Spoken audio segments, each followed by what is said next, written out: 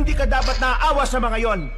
Sa pamilya natin, hindi usong awa sa mga taong tanga, tamad at walang patutunguhan ng buhay. Mga latak lang sila ng lipunan kaya wala silang halaga sa atin. Bakit? Pinagbabantaan mo ba ako, tanda? Malapit ka na yata mamatay eh. Nakukuha mo pa rin magtapang-tapangan? Makakaabot kayo sa baryo namin bago ang 10 minuto eh. May sasalba pa natin ang buhay na matandang yan. May ilang minuto pa ang buhay niyan dahil aswang yan.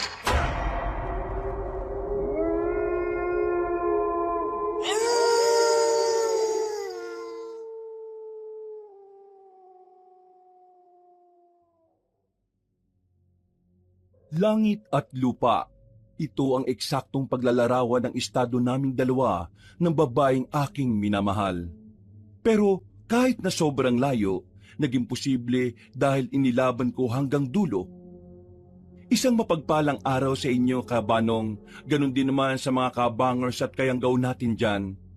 Ang kwentong ibabahagi ko ngayon ay tungkol sa pag-ibig na minsan nang tinangkang wasaki ng mga taong hindi sang-ayon sa ideya ng pagsisikap at pagtanggap. Ang pag-ibig na kahit malapit nang sumadsad sa lupa ay pilit pa ring inilalaban. Sa pag-ibig na ito, naramdaman ko na posible palang maglapit ang dalawang magkaibang mundo. Ngunit kung gaano kasarap ang pag-ibig na aming pinagsaluhan, ganun din kapanganib ang dulot nito. Dahil kasi sa aming pagmamahalan, isang kakilakilabot na lihim ang aming matutuklasan. Isang lihim na muntikan nang maglagay sa amin sa sarili naming hukay. Kilalanin niyo na lang ako bilang si Romeo. Kabanong, mga kabangers at mga kayanggaw, ito ang aking kwento.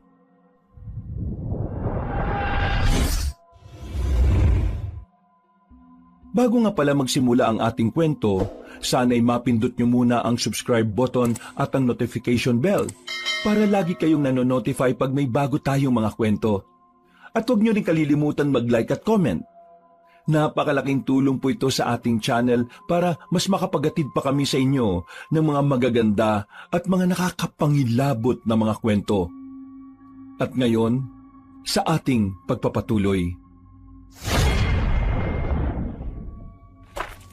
Mga inutil talaga kayo kahit na kailan. Sinabihan ko na kayo noong nakaraang linggo na kahit na anong mangyari, huwag niyong gagalawin ang mga halaman dito. Hindi ba kayo nakakaintindi? O sadyang mga may hina lang talaga mga utak ninyo? Mama, tama na. Ako naman na nagsabi sa kanila na alisin ang mga halaman na yun eh. Wala silang kasalanan. Sumunod lang sila sa sinabi ko sa kanila. Kahit pa, sana man lang nakapag-isip sila. Bakit ikaw ang susundin nila? Ako ang donya rito. Mga inutil, walang utak, walang kwenta, mga tanga. Densyo, itong mga lalaking ito, alisin mo sa harapan ko. Wag na wag ko nang makikita ang mga pagmumukha ng mga yan. Sisalte na kayo, mga tanga! Mama naman, kawawa naman sila. Ito lang ang pinagkukunan nila ng kabuhayan eh. Hindi tama na alisin mo sila dahil lang sa isang pagkakamali. Ang isang pagkakamali na yon ay kayang sirain ang buong araw ko. Kaya hindi ako makakapayag na araw-araw nilang masira ang mood ko. Ang tanga-tanga rin kasi nitong si Densyo kumuha ng tao eh. Saan ba niya nadampot ang mga yan? Bukod sa mga mukhang kadiri na, mga mukha pang walang utak. Sige na, paalisin niyo na ang mga yan. Lalo lang nagiinit ang ulo ko sa mga mukha niyong ampapangit. Naman. Ikaw, Juliet anak, hindi ka dapat naaawa sa mga yon. Sa pamilya natin, hindi usong awa sa mga taong tanga, tamad at walang patutunguhan ng buhay. Mga latak lang sila ng lipunan kaya wala silang halaga sa atin. Kapag walang kwenta, palitan agad bago pa makasira ng sistema. Pero, di po ba mali yun na husgahan natin sila agad dahil lang sa kung ano ang itsura at kaisipan nila? Mabuti naman silang tao, ma. Sadyang hindi lang sila kasing bilis mo mag-isip. Sila kasi yung mga taong pinagkaitan ng tamang edukasyon eh. Pero kahit na ganon, tingnan mo, lumalaban sila ng patas, nagsusumikap sila. Kaya sana, bigyan mo sila ng konsiderasyon, ma. Yung mga halaman na inalis nila, mababalik pa yun eh, tutubo ulit. Pero yung kabuhayan nila, sa oras na mawala, mahirapan na sila ulit makahanap. At kailan ka pa nakapag-isip ng ganyang pangangatwiran? Hindi kita tinuruan na maging malambot at para magpadala lang sa mga paawa ng mga mabababang uri. Ano bang nangyayari sa iyo? Nitong mga nakaraan, naglibot-libot ako sa baryo natin. At doon ko nalaman kung gaano kahirap ang maging sila. Kaya naiintindihan ko na ang mga kagaya nila, Ma. Kahit na hindi ko naranasan ang mga pinagdaraanan nila araw-araw, nararamdaman ko kung gaano nila pinipilit mabuhay sa paraang alam nilang makakasalpo sa kanila. Kaya hindi natin kasalanan na mahirap sila. Alam mo anak, lahat ng tao, binibigyan ng pagkakataon baguhin ang mga buhay nila. Pero ang mga kagaya nilang hampas lupa, mas piniling maging tamad, mas piniling umasa sa magulang kesa mag-aral, mas piniling mag-anak ng maaga. At hindi lang basta maaga. Aba, nag-anak pa ng marami. Kaya tayong mga nagsikap at ngayong nasa maayos at komportableng buhay, wala tayong obligasyon sa kanila. Pinaghirapan natin ito. Hindi natin responsibilidad na maging mabait sa kanila dahil noon tayo ang naghihirap, wala rin naman naging mabuti para iangat tayo. Sariling sikap natin ito. Kung hindi natin kayang maging mabuti sa kanila, kahit huwag na lang tayo maging masama. Hindi tayo nagiging masama sa kanila, anak. Nagiging totoo lang tayo sa kanila. Sila ang mahirap, tayo ang mayaman. Dahil tayo ang nagsikap. Yun ang realidad. Ay nako, hindi ko alam kung bakit kailangan ko makipagtalo sa iyo. Tama na ang usapan na ito. Buo na ang desisyon ko. Tanggalin ang mga yan at kumuha ng bago. Kabado, tensyonado, at hindi ako makatingin ng diretsyo nang mapatingin sa amin ng Doña Cabanong. Yun ang naramdaman ko nang masaksiyan namin ng kaibigan ko kung papaanong matahin at itratong parang basura ang mga trabahador niya. Sa isip-isip ko, kung kayang ganunin ng Donya ang mga nauna, malamang sa malamang, kayang-kaya niya ring gawin yon sa amin. Lalo na't nanggaling lang din naman kami sa pamilyang walang-wala. Ni hindi ko nga rin natapos ang pag-aaral ko. Tanging sa sagingan lang ako nagtatrabaho at sa mga sandaling yon, magtatangka na makapagtrabaho sa loob ng mansyon. At kayong dalawa, sino naman kayo? At bakit kanina pa kayo nakatayo dyan sa gilid? Ano po? Magandang umaga po. Nagpunta na raw sila kahapon dito, sabi ni Aling Opelia. Nag-a-apply sila kung anong bakanting trabaho ang meron tayo dito. Baka naman pwede natin silang kunin total. Ang dami mong tinanggal, Ma. Lumapit sa amin ang Donya. Sinuri nito ang buong kaanyuhan namin, mula ulo hanggang paa. Hindi namin maiwasang hindi manliit sa sarili. Para na kasi kaming binabaon sa lupa kahit hindi pa siya nagsasalita. Paalisin mo to sa harapan ko. Mukha pa lang hindi na mapagkakatiwalaan. Ma, hayaan mo munang patunayan nilang sarili nila. Hindi na! Baka gumawa pa ng kabalstugan ng mga yan.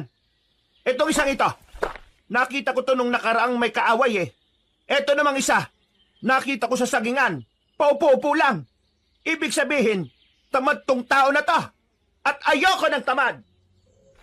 Ma, subukan muna natin sila. Baka naman, Juliet! Sira na ang araw ko kaya sana wag mo nang sirain pa. Wag mo nang ipilit ang gusto mo. Dahil ako ang nakakalam kung anong nararapat para sa bahay na ito.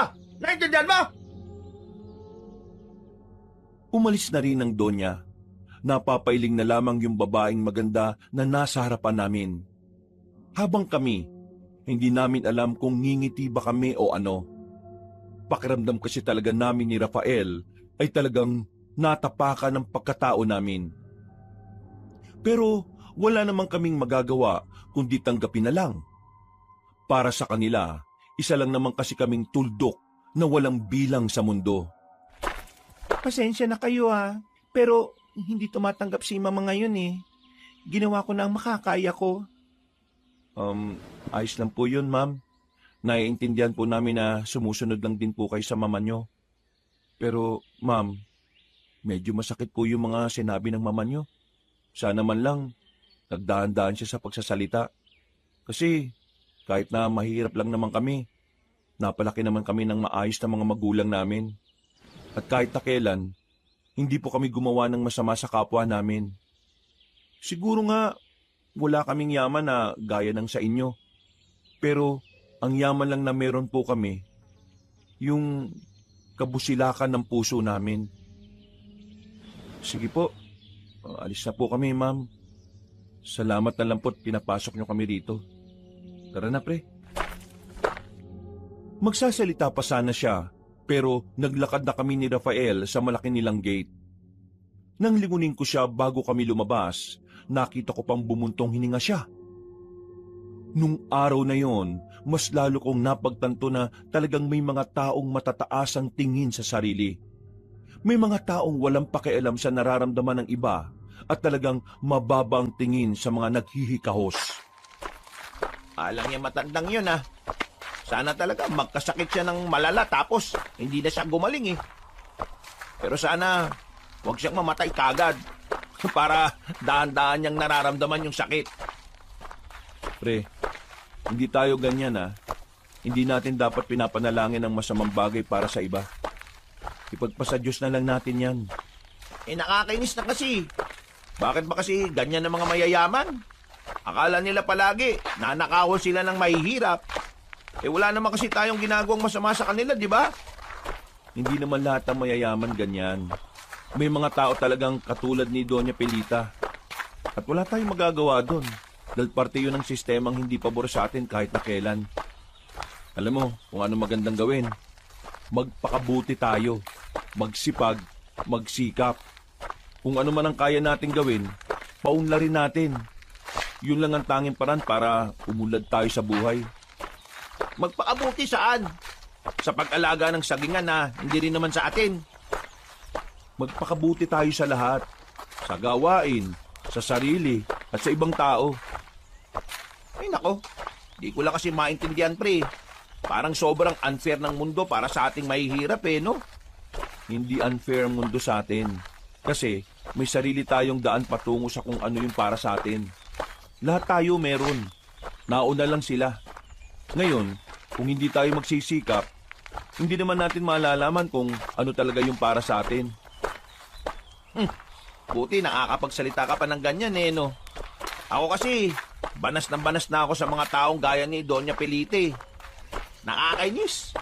Kung kumusta pa sa baryo natin, akala mo talaga binili na niya yung lugar natin Tama na yan, pre. Alam mo, mahalaga, wala tayong ginagawang masama sa kanila. Pinagpatuloy na lang namin ang paglalakad hanggang sa makarating na rin kami sa strito namin, Kabanong. Sa bungad pa lang, sinalubong na agad kami ni Mikmik, pamangkin ni Rafael. Wala na ang mga magulang ni Mikmik. Ang kwento sa akin ni Rafael, namatay ang nanay ng bata.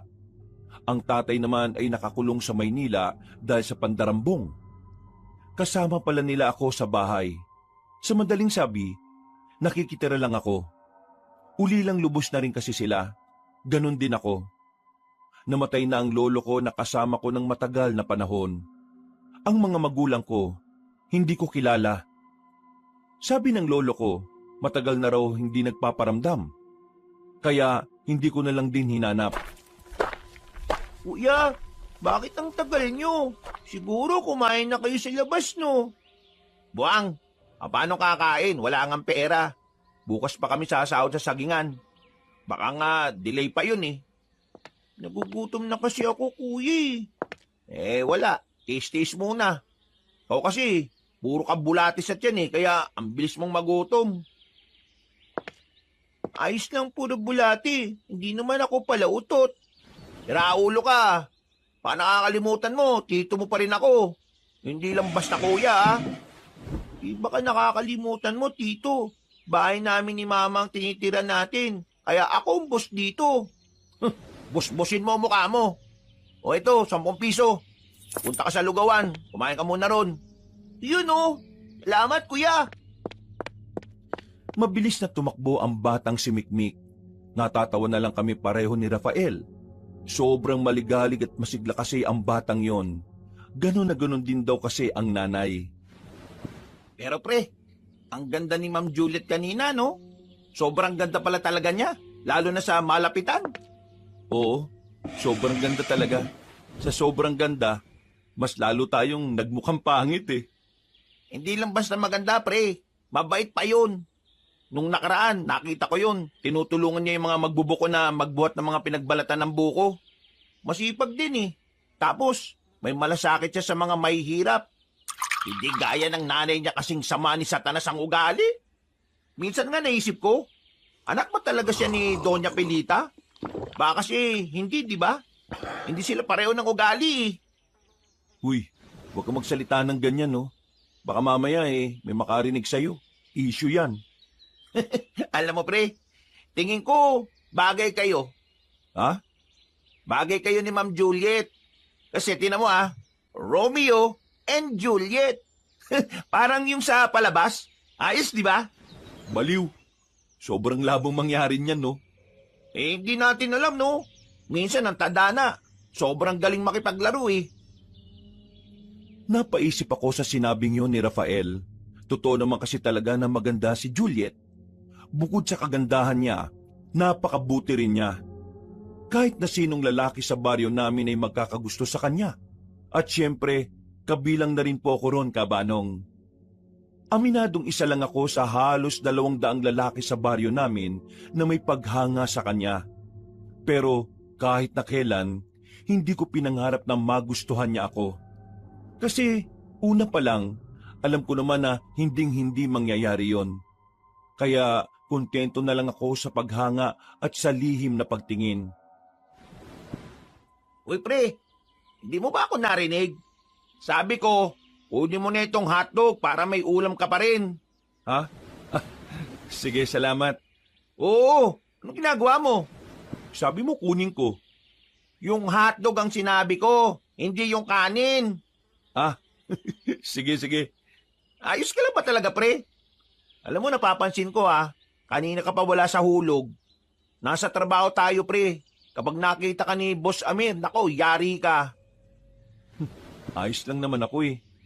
Sabi mo sa akin kung anong nasa isip mo, Sobrang galing talagang maglaro ng tadhana, pre, no? Ha? Napabuntong hininga ako at saka kumagat ng hotdog. Nakatingin lang ako sa malayo habang inaalala kung papaanong nagkasama kami ni Juliet noong nakaraang araw. Napapangiti. Para akong tanga habang inunguya ang kinakain ko. Sa mga nagdaang araw kasi, hindi ko alam kung bakit napapadalas ang pag-uusap namin ni Juliet. Kung minsan naman, babatiin niya ako kapag nagkakasalubong kami sa daan. Minsan naman, naabutan ko siyang may binubuhat, kaya tinutulungan ko. Basta, ilang beses na rin kaming nagkaroon ng pag-uusap, na parabang pinagtatagpo talaga kami ng tadhana. Nitong nakaraan, lagi ko nakakausap si Ma'am Juliet. Kahit anong usapan lang. Sabi pa nga niya sa akin pwede naman daw kaming maging magkaibigan. Ewan ko kung seryoso siya ron, pero nakangiti siya Ay, gagi, pre. Yan na nga sinasabi ko sa iyo Pumikilos na ang tadhana para sa inyo ni Ma'am Juliet. Naan mo nga yung boses mo. Baka mamaya marinig pa tayo ni Boss Amer. Alam mo naman na may gusto kay Ma'am Juliet yun O anong plano mo? Anong plano pinagsasasabi mo dyan? Malamang, wala. Kung seryoso siyang makipagkaibigan, edi magiging magkaibigan kami. Yun lang. Hindi ka man liligaw? Bakit ako manliligaw? Nahihibang ka na ba? Nakita mo naman yung mga lalaki nagkakagusto dun, di ba? Mayayaman, may kotse, maraming pera. Walang-wala ako run. Yan kasi ang hirap sa iyo Masyado mong dinadaw ng sarili mo. Nitong nakaraan, ang galing mong magpayo sa akin tapos ngayon, hindi mo kayang gawin sa sarili mo. Wala ka pala Pre, dun lang tayo sa realidad.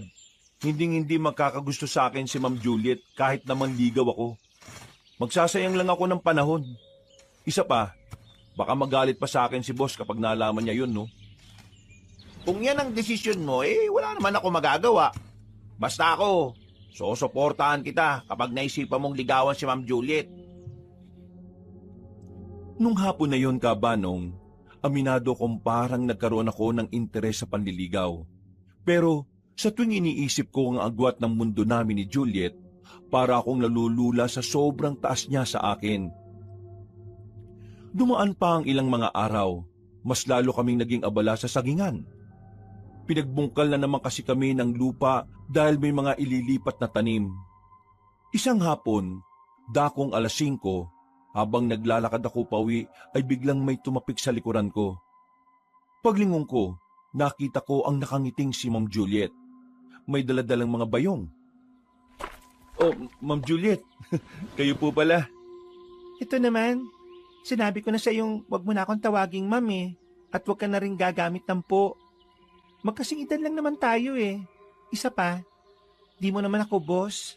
At kahit boss ako, ayaw kong tinatawag ako ng ganun Oh, ay, di sige, Juliet.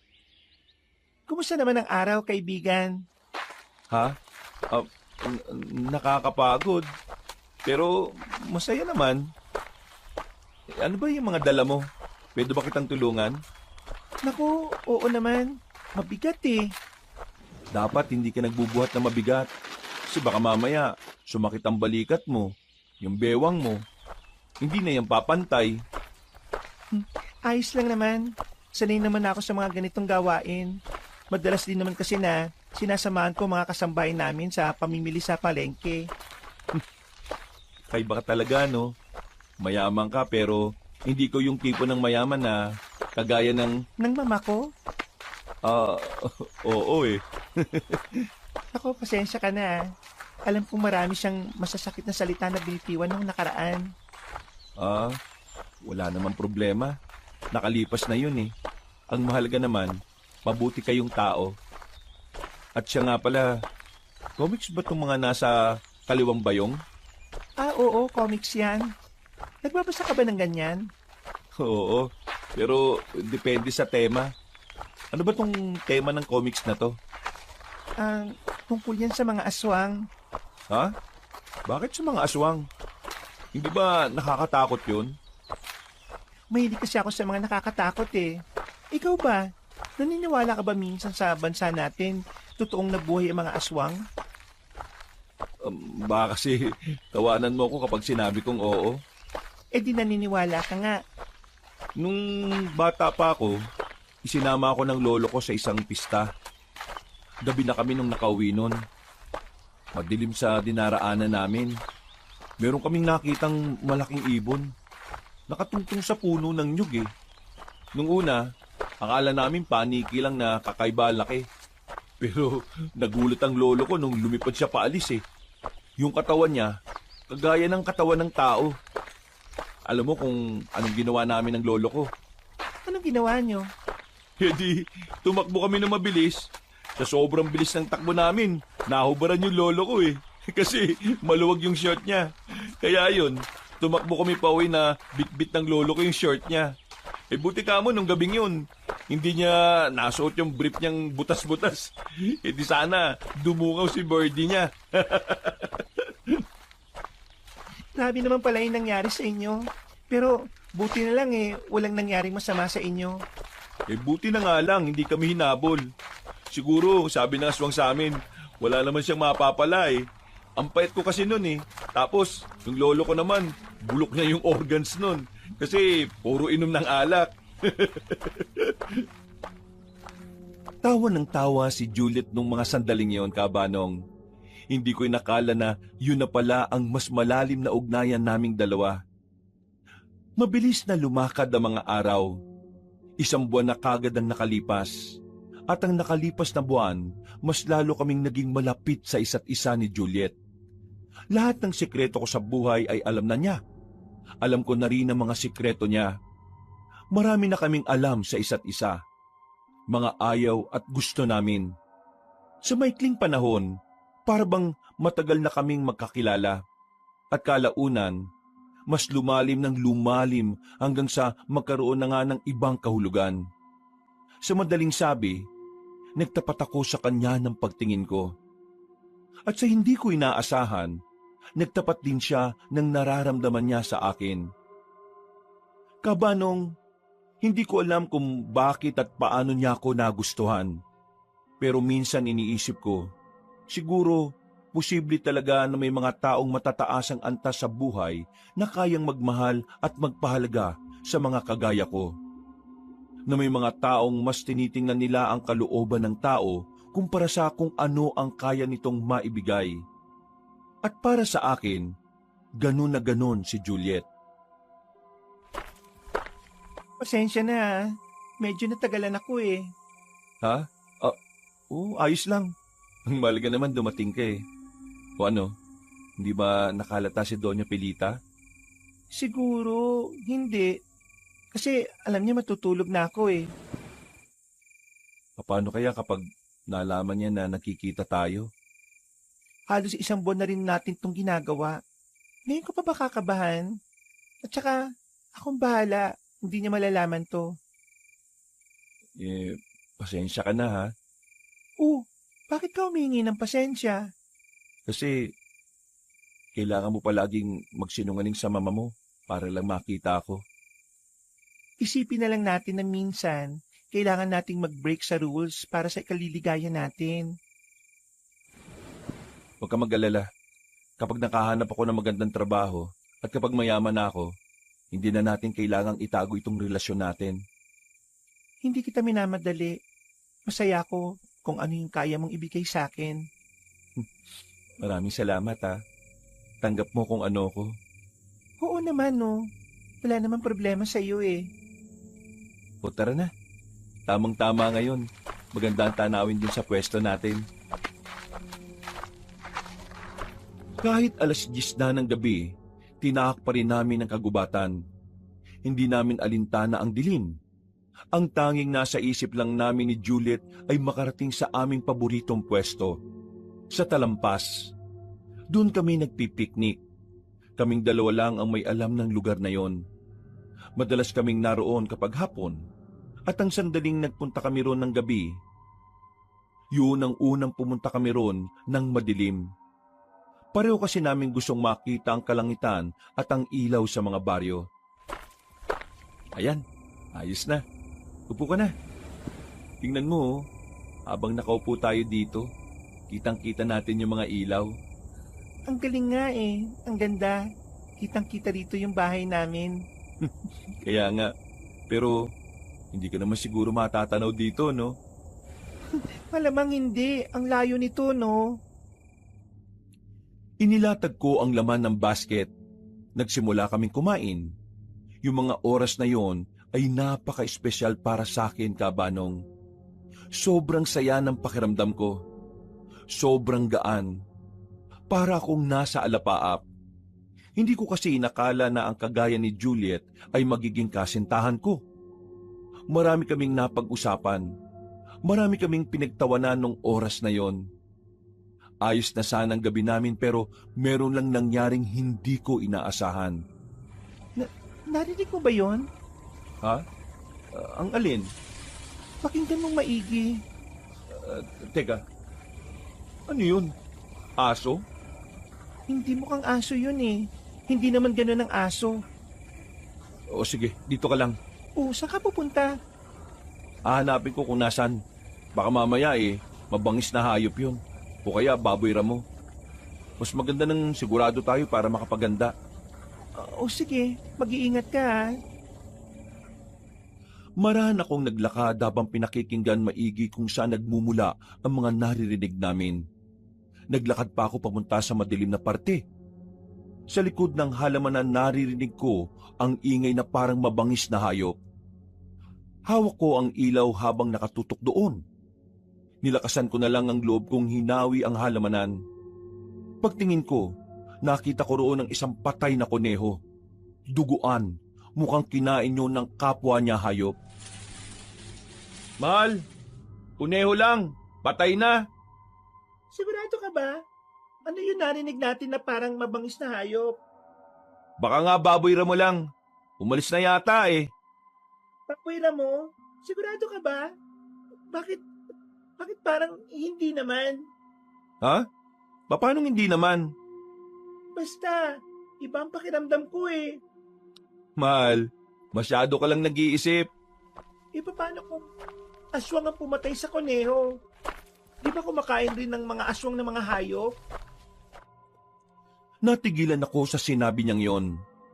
Aminin ko man o hindi, nakaramdam ako ng kilabot ng manggaling yon sa kanya. Alam ko kasing hindi naman malabong mangyari. Dahil sa uri ng lugar na kinalalagyan namin, posibleng may mga nilalang na napapadaan doon. Kaya ang ginawa ko, para matahimik na pareho ang kalooban namin, agad ko nang niligpit ang mga inilatag naming gamit.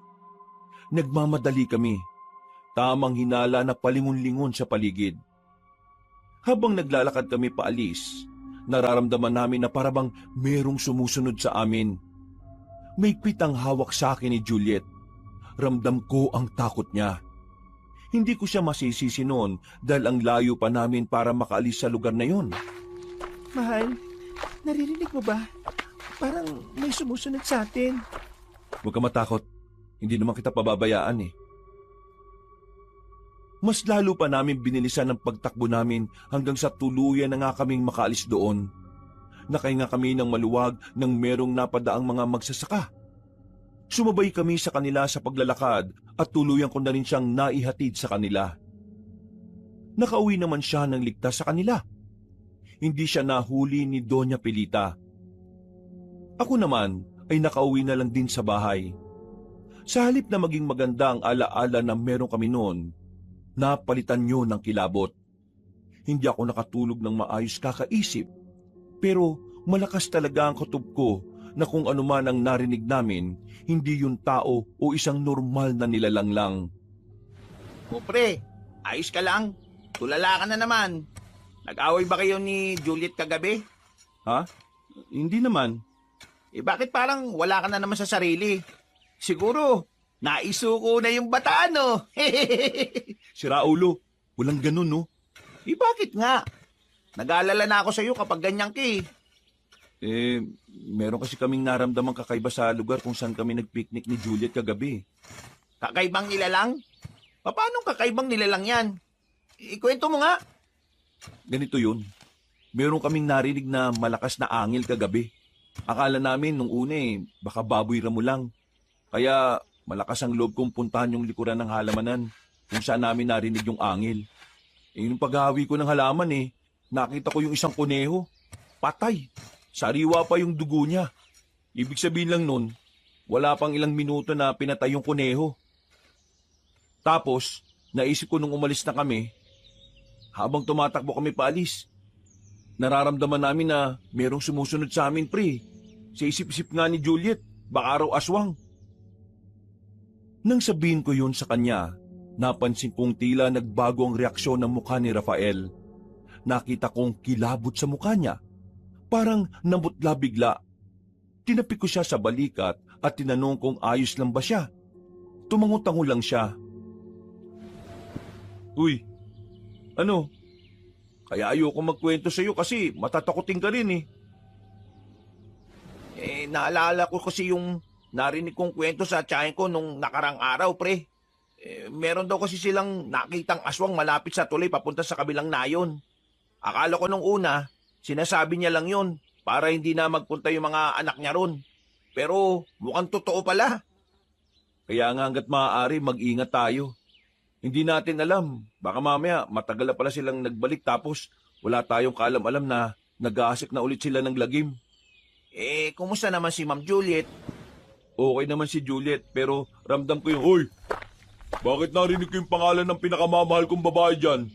Pinag-uusapan niyo ba si Juliet ko? Agad na dumaloy ang takot sa buong sistema ko nang bigla na lang dumating ang boss naming si Amer. Sa sobrang libang namin sa usapan namin, hindi na namin siya namalaya na nasa likuran na pala namin siya. Tinatanong ko kayo, pinag-uusapan niyo ba yung pinakamamahal kong babae? At sino sa inyo may gusto sa kanya, ha? Sabihin niyo sa akin. Sir, nagkakamali lang po kayo ng dinig. Wala pong, wag mo akong ginagawang tanga, Rafael, ha? Kakalinis ko lang ng tenga ko kaya alam ko kung ano yung narinig ko. Ikaw ba may gusto kay Juliet ko? Naku sir, hindi po. Ikaw, Romeo, gusto mo ba yung Juliet ko? Nung una, hindi ako makasagot. Pakiramdam ko kasi noon, kapag itinanggi ko si Juliet sa ibang tao ay nagkakasala ako. Pero Pakiramdam ko rin naman, mas mapapahamak si Juliet kapag nalaman ng boss namin ang namamagitan sa aming dalawa. Lalo pat alam ko na si Boss Amer ay madalas na nakakausap ni Doña Pilita sa mga nakaraang araw. Kasi po, Juliet po pangalan ng siyota niya. Pero hindi naman po yun si Ma'am Juliet. oo nga po, Juliet din po yung pangalan ng kasintahan ko, pero ibang Juliet po yun. Nasa kabilang nayon po yun. At saka, paano naman namin mapag-uusapan si Ma'am Juliet? Sobrang layo ng agwat ng kabuhayan natin. Malabo magustuhan ni Ma'am Juliet ang mga kagaya namin, no? Yung Juliet na lang na pwede sa amin, yung Juliet na naglalako ng kung ano-ano. Sigurado kayong hindi ang Juliet kong tinutukoy nyo, ha? Opo, sigurado po. At saka, imposible po talaga na magkaroon kami ng kagaya ni Ma'am Juliet. Nakita nyo naman, di ba, sir?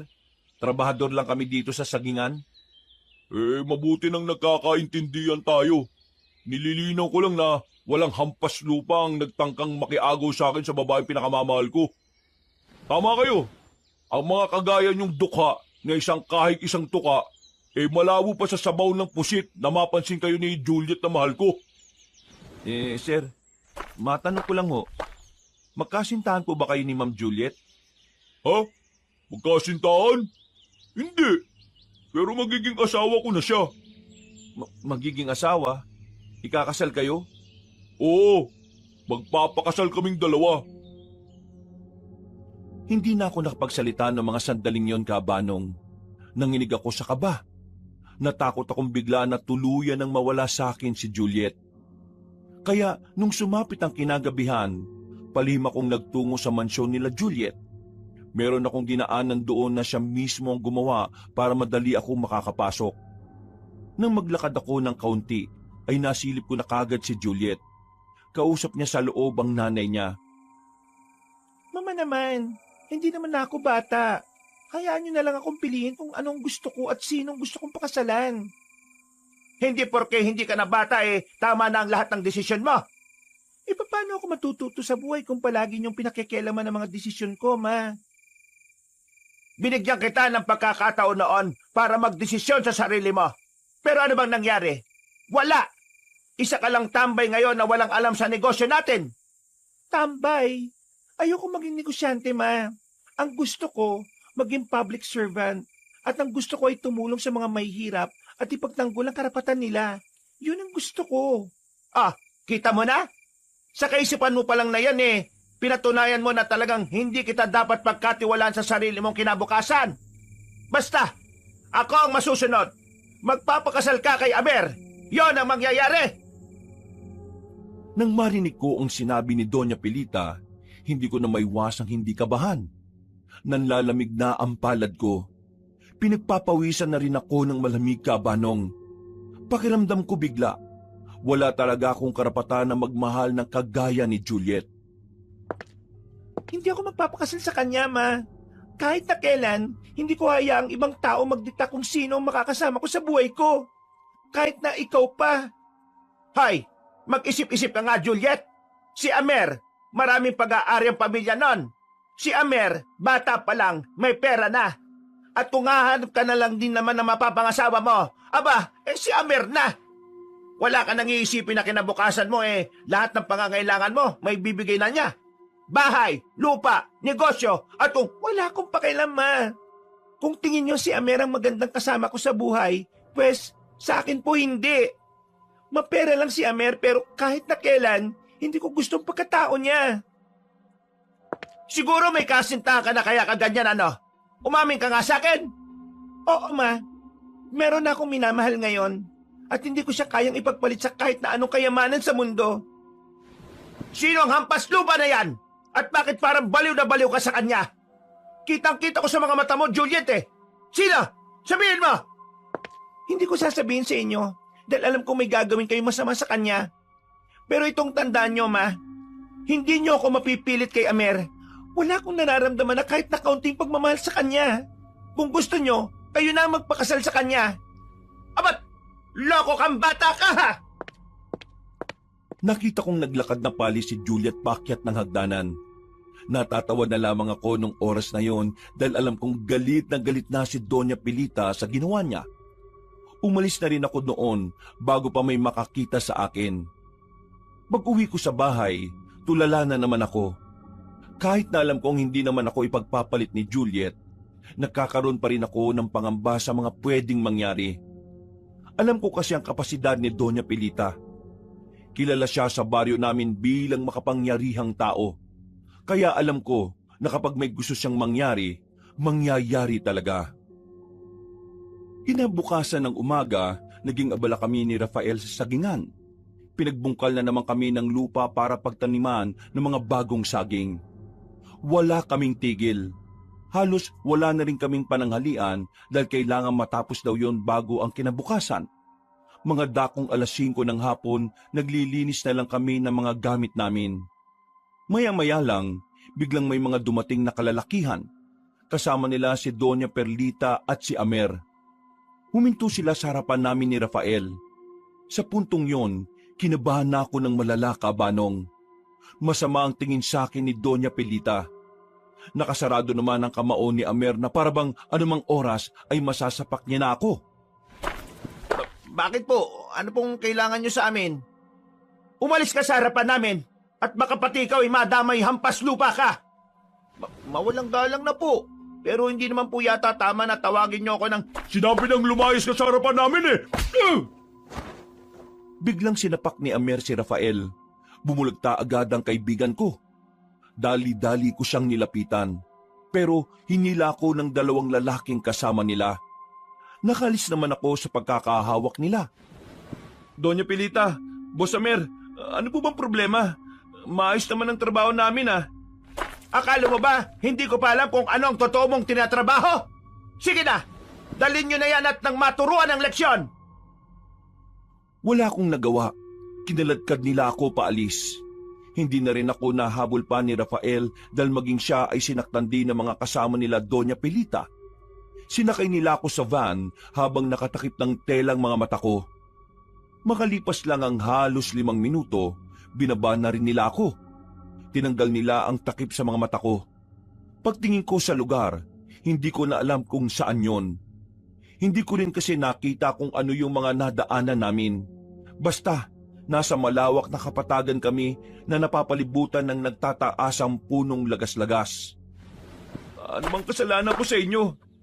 Ang lakas ng loob mong dumikit at pangarapin ang anak ko! Isa ka lang alikabok! Wala kang kahit na anumang maliban sa pangalan mo at sa pangarap mong yumaman! Akala mo, mapeperahan mo si Juliet? Hindi tanga ang nanay niya! Nagkamali ka ng nilapitan mo! Hindi ko pinipirahan si Juliet. At kahit na kailan, wala akong balak umangkin ng hindi akin. Wala akong pakialam sa pera nyo. Dahil kaya ko magkaroon ng akin. Mahal ko si Juliet at mahal din niya ako. Hindi niyo mababagong katotohanan na yon. Ha! Mahal? Nahihibang ka na ba? Tingin mo talaga papatulang ka ng anak ko? Kilala ko si Juliet. Sobrang layo ng ugali niya sa ugali niyo, Doña Pelita. Hindi siya gaya mo na pera at kapangyarihan lang ang nasa isip. Mabuting tao si Juliet. Mas pipiliin niya ang taong kaya siyang pasayahin at samahan sa buhay. Kaysa sa taong may pera lang pero bulok naman ang ugali. Hindi ko alam kung saan ka nakakuha ng lakas ng loob para sabihin ang mga yan. Talaga yatang desperado ka ng makakuha ng pera ng anak ko. Kaya nga lang, minalas ka kasi nandito ang nanay niya. Ako ang nanay niya, kaya hindi ka magtatagumpay. Hindi ka ba nakakaintindi, Doña Pelita? Akala ko ba marami kang pera? Hindi ba kaya ng pera na bigyan ka ng matinong pag-iisip? Ano bang mahirap intindihin sa sinabi ko? Wala akong pakialam sa pera ni Juliet. Kahit sentimo, wala akong pakialam. Mahal ko si Juliet. At kahit ay kamatay ko pa ang pagmamahal ko sa kanya, hindi yun magiging hadlang para mahalin ko siya habang buhay. Tarantado ko pala talaga eh. Isang malakas na suntok ang binigay sa akin ni Boss Amer. Nang mapadapa na ako, pinagsisispa niya pa ako sa tagiliran. Maubo-ubo ako dahil sa pamimilipit. Hindi na ako makabangon. Niloko mo ako nung talungin kita. Nagsabi ka pa ng ibang Juliet ang tinutukoy mo. Hindi ko kasalanan kung ganun ka kadaling lokohin, Amer. Omer? Omer lang tawag mo sa akin? Anong tingin mo sa sarili mo? Mas mataas ka sa akin, ha? Ano ba sa tingin mo ang dahilan kung bakit tingin mo mas mataas ka sa lahat? Pera? Yaman? Naiba ka na yata, boss eh. Sira ulo pala to, Doña Pilita eh. Sige, turuan mo ng leksyon at nang magtanda! Naramdaman ko na lang ang magkakasunod na sipa at suntok sa kung saang parte ng katawan ko. Wala akong magawa kundi ang tanggapin na lang ang lahat ng yun. Makailang beses kong sinubukan na makabangon pero paulit-ulit lang din akong tumutumba. Namalayan ko na lang na dumudugo na ang bibig ko, Kabanong. Pati ang mga tuhod ko ay nanlalambot na rin. Ganyan ang nangyayari sa mga taong masyadong mataas ang pangarap, palibhasa, mga desperado, kaya gagawin ang lahat para lang makahutot ng pera. Ilang beses ko bang sasabihin sa inyo? Wala akong pakialam sa yaman nyo. Si Juliet lang ang gusto ko. Siya lang. Masyado na talagang ambisyoso ang isang taong to, Doña Pelita. Ano gusto mo? Tuluyan ko na yan. Wag! May nakakita na kinuha natin siya. Pwede kang mabulilyaso. Nagpapalakas pa naman ang pamilya mo sa mga tao para sa susunod na eleksyon. E anong gagawin natin sa bokong na yan? Ipaparanas natin sa kanya ang sakit. Nang sa ganon, mas maunawaan niyang ibang mundo ang gusto niyang pasukin. Sige na, bugbugin niyo ang isang yan. Pero wag niyong papatayin. Mabilis lang ang karma, Doña Pelita. Mas mabilis pa sa chismis. Bakit? Anong gagawin mo? Isusumbong mo ako? Para namang may maniniwala sa mga sasabihin mo. Romeo, marami akong pera. At ako ang makapangyarihan sa baryong ginagalawan mo. Kaya kong paikutin ang lahat. Kaya magsasayang ka lang din ng oras. Subukan mo kumanta. Yung kaibigan mo at yung pamangkin niya, mayayari sa akin yan. Wag mo silang idadamay. Wala silang kinalaman dito. Wala namang mangyayaring masama sa kanila kung makikinig ka lang sa mga sasabihin ko. Layuan mo ang anak ko at huwag kang magsasalita. Naiintindihan mo ba? Naiintindihan mo ba, Romeo? Sagot! Oo. Wag mo na lang silang sasaktan. Madali ka lang naman palang kausap eh. Sige na, iwan nyo na yan. Hoy, ito tatandaan mo, Romeo, ha? Huwag kang makalapit-lapit kay Juliet. Sa oras na makita kitang kinakausap mo siya, hindi lang ito mapapala mo. Susunugin kita ng buhay. Iniwan na nila akong mag-isa doon, Kabanong. Ginawa ko ang lahat para makabangon ako. Pero naupo na lang muna ako sa gilid ng puno. Pinagmamasdan ko lang silang paalis. Hingal na hingal ako ng mga sandaling yon. Nakakaramdam na rin ako ng hilo. Ang dami ng dugo ang nasa mukha ko. Sobrang sakit din ng buo kong katawan. Noong mga oras na yon, alam ko sa sarili ko na malabong makauwi ako sa ganoong lagay. Hindi ko may tukod ang paa ko dahil nanlalambot ako. Tulungan niyo ako. Unti-unti nang lumalabo ang paningin ko, pero isang matandang lalaki ang biglang dumating. Nakatayo lang siya sa harapan ko. Hindi siya nagsasalita. Nang tuluyan na akong mawala ng malay, hindi ko na alam ang mga sumunod na pangyayari. Alam ko nga patay na ako dahil sa bugbog na dinanas ko. Pero pagdilat ko, nakita ko matandang lalaki na nagkakape. Nakaupo lang siya sa harapan ko. Maraan akong bumangon. Pagtingin ko sa labas, tirik na ang araw. 12:00 na pala ng tanghali. Nasaan ho ako? Narito ka sa bahay ko. Wala ka bang naaalala sa mga nangyari? Naaalala? Ikaw ang nagdala sa akin dito? Inabutan kitang lantang-lanta habang nakasandal sa puno. Konsensya ko pa kung mamatay ka nang wala akong ginagawa. Kaya yan, nandito ka. Maraming salamat po sa ginawa niyong tulong sa akin. Kilala ko ang mga bumugbog sa iyo. Si Doña Pelita at yung isa, Anak ng mayamang negosyante na may balak maging politiko. Bakit ka ba nila ginulpe? Dahil kasintahan ko yung anak ni Doña Pilita. Ayaw niya sa akin eh. At gusto ng Doña na ikasal ang anak niya kay Amer. Yung binata. Pero, teka nga pala. Ibig sabihin, nakita mo mga nangyari. Pero hinayaan mo lang. Tingin mo, meron akong magagawa kahit awatin ko kayo. Kita mo naman na armado ang mga taong yon, hindi ba? Sa bagay. Pero, anong ginawa niyo sa akin? Bakit parang kakaunting sakit ng katawan na lang ang nararamdaman ko? Hindi mo na kailangan pang malaman. Ang mahalaga, nakakatayo ka na at nakakalakad. Ang mabuti pa umuwi ka na sa inyo at marami pa akong gagawin. Ano po bang pangalan niyo? Cosme. Cosme ang pangalan ko. Romeo naman po ang pangalan ko.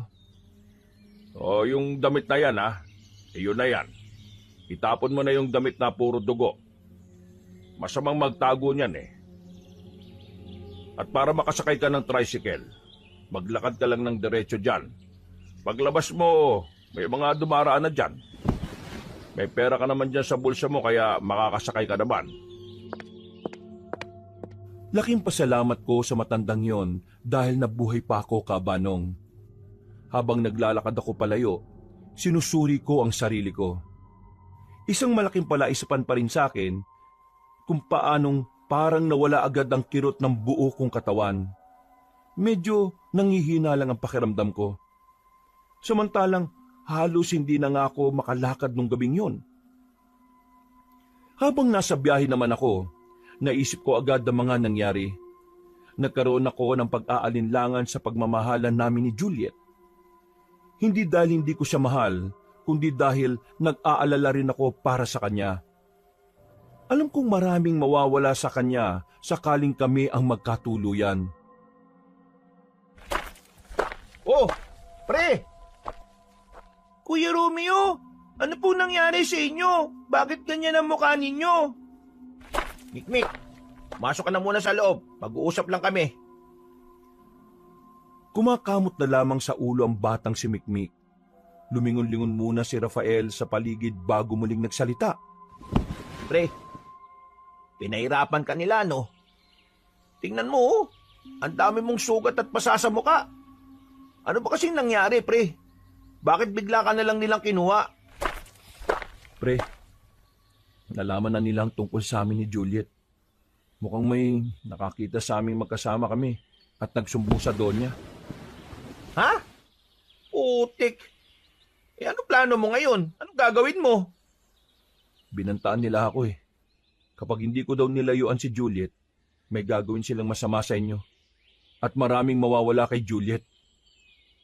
Sinasabi mo bang hihiwalayin mo na siya? Hindi ko alam, pre. Hindi ko alam ang gagawin ko. Pre, mahal ko si Juliet. Pero ayokong may ibang madamay nang dahil lang sa pagmamahalan namin. E di, aalis na lang kami ni Mikmik. Ituloy niyo yan. Hindi, pre. Ako nang bahalang aayos nito. Gusto kong makatulong, pre. Kaya sige na. Hayaan mo na lang muna kaming makalis ni Mikmik. Doon na muna kami sa tsuhin namin. Total, tinanggal na rin naman ako ni Boss Amer eh. Pati na ikaw. Sira ulo talaga yung Amer na yun eh. Akala niya siguro pakakasalan siya ni Juliet. Eh pera lang naman ang meron siya. Pero masama ang ugali. At pangit pa. Mismo. Teka. Ayos ka lang ba? Mukhang sobrang dami ng sugat mo eh. Masakit ba katawan mo? Paano ka nakabalik dito? May matandang lalaki na nagmagandang loob sa akin. Siya ang nag-asikaso sa akin. Hindi ko nga alam kung anong ginawa niya sa akin eh. Kagabi, parang mamamatay na ako. Talagang hindi na ako makagalaw. Pero ngayon, tingnan mo naman oh, parang masigla na ako. Sigurado ka bang ayos ka na? Oo, ayos na ako. Matapos ang pag-uusap namin, ay sinamantala ko na ang pagkakataon na makapagpahinga. Natulog ako kagad. Bandang hapon na nang magising ako dahil sa pagkalabit sa akin ni Rafael. Pre, mag-aalas 6 na. Oh, bakit nakabihis ka? Pre, ngayon na kami aalis. Ganun ba talaga kahalaga yung relasyon namin para lang gawin nyo ito? Oo naman. Isa pa pre, hindi ako makakagalaw ng maayos kung kasama ko si Mikmik. Ha? Anong sinasabi mo? Basta, bumangon ka na dyan. Bumangon na lang ako at tinatid ko na rin sila sa sasakyan ng tricycle. Kumuhay pa sa akin ang batang si Mikmik bago sila tuluyang makaalis. Napabuntong hininga na lang ako, Kabanong. Medyo nakukonsensya dahil kailangan gawin yun ni na Rafael para lang sa amin ni Juliet. Mga bandang 9:00 ng gabi, mag-isa lang akong kumakain sa bahay. Nakakapanibago ang katahimikan. Hindi ako sanay na malawak ang hapagkainan. Ay nako, nakakalungkot palang mag-isa. Akala ko magiging normal lang ang lahat pero siguro yun na rin ang makabubuti. Ayoko rin naman silang mapahamak dahil lang sa amin. Susubo na sana ako ulit ng pagkain nang biglang may malakas na katok ang narinig ko mula sa labas. Nagmamadali akong tumayo at binuksan ang pintuan.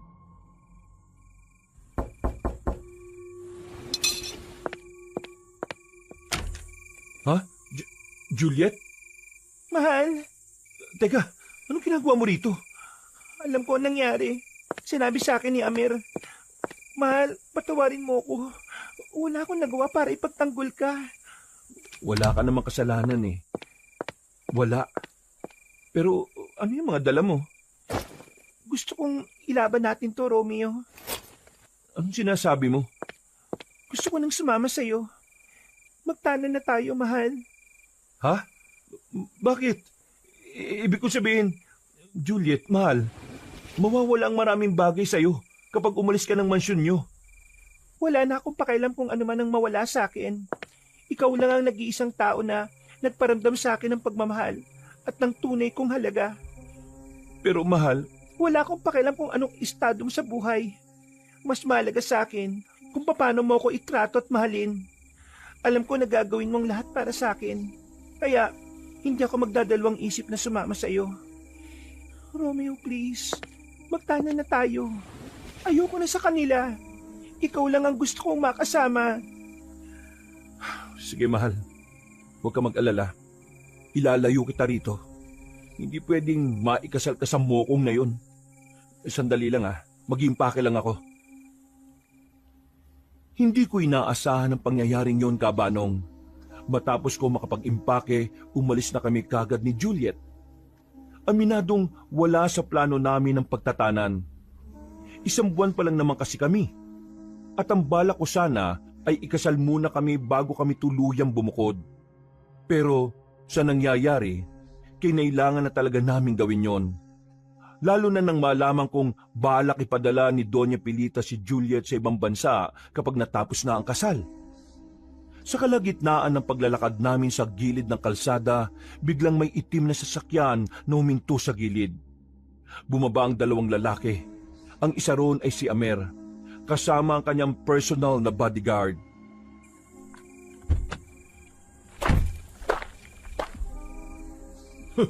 Tingnan mo nga naman ang pagkakataon. Alain mo yun? Ako pa makakakita sa binabalak niyong pagtatanan. O ikaw, Juliet, alam ba ito na mama mo? Bakit kasi ang tigas ng ulo mo Magpakasal ka na sa akin para matapos na to. Kung makapag-inarte ka, parang luging-lugi ka pa talaga sa akin no? Bakit? Anong tingin mo sa sarili mo? Gwapo ka? Manigas ka. Kailan ka pa naging gwapo? Sus, kunwari pa to. Bakit? Anong tingin mo dyan kay Romeo? Nahampas lupa. Gwapo ba yan? Oo, gwapo si Romeo. Hindi lang siya nakakapag-ayos pero alam kong gwapo siya. Kitang-kita naman sa itsura Matangos ang ilong niya, moreno, tapos matipuno. Hindi ka gaya mo. Bango ka na nga Ang pangit pa ng ulo mo, tabingi, at mukha mo. Ang pangit. Aba, masyado kang mapanlait ah. Jojo, bugbugin mo nga itong si Romeo. Hindi na makakapalag yan. Masakit pa katawan yan eh. Lalapit na sana sa amin ang bodyguard niya, pero humarang ako kay Juliet. Sa liit ng bodyguard niya, tumilapon yun sa gilid ng sipain ko sa dibdib. Kinagulat naman yun ni Amer. Nang siya na ang lalapit, sinampal siya ng malakas ni Juliet.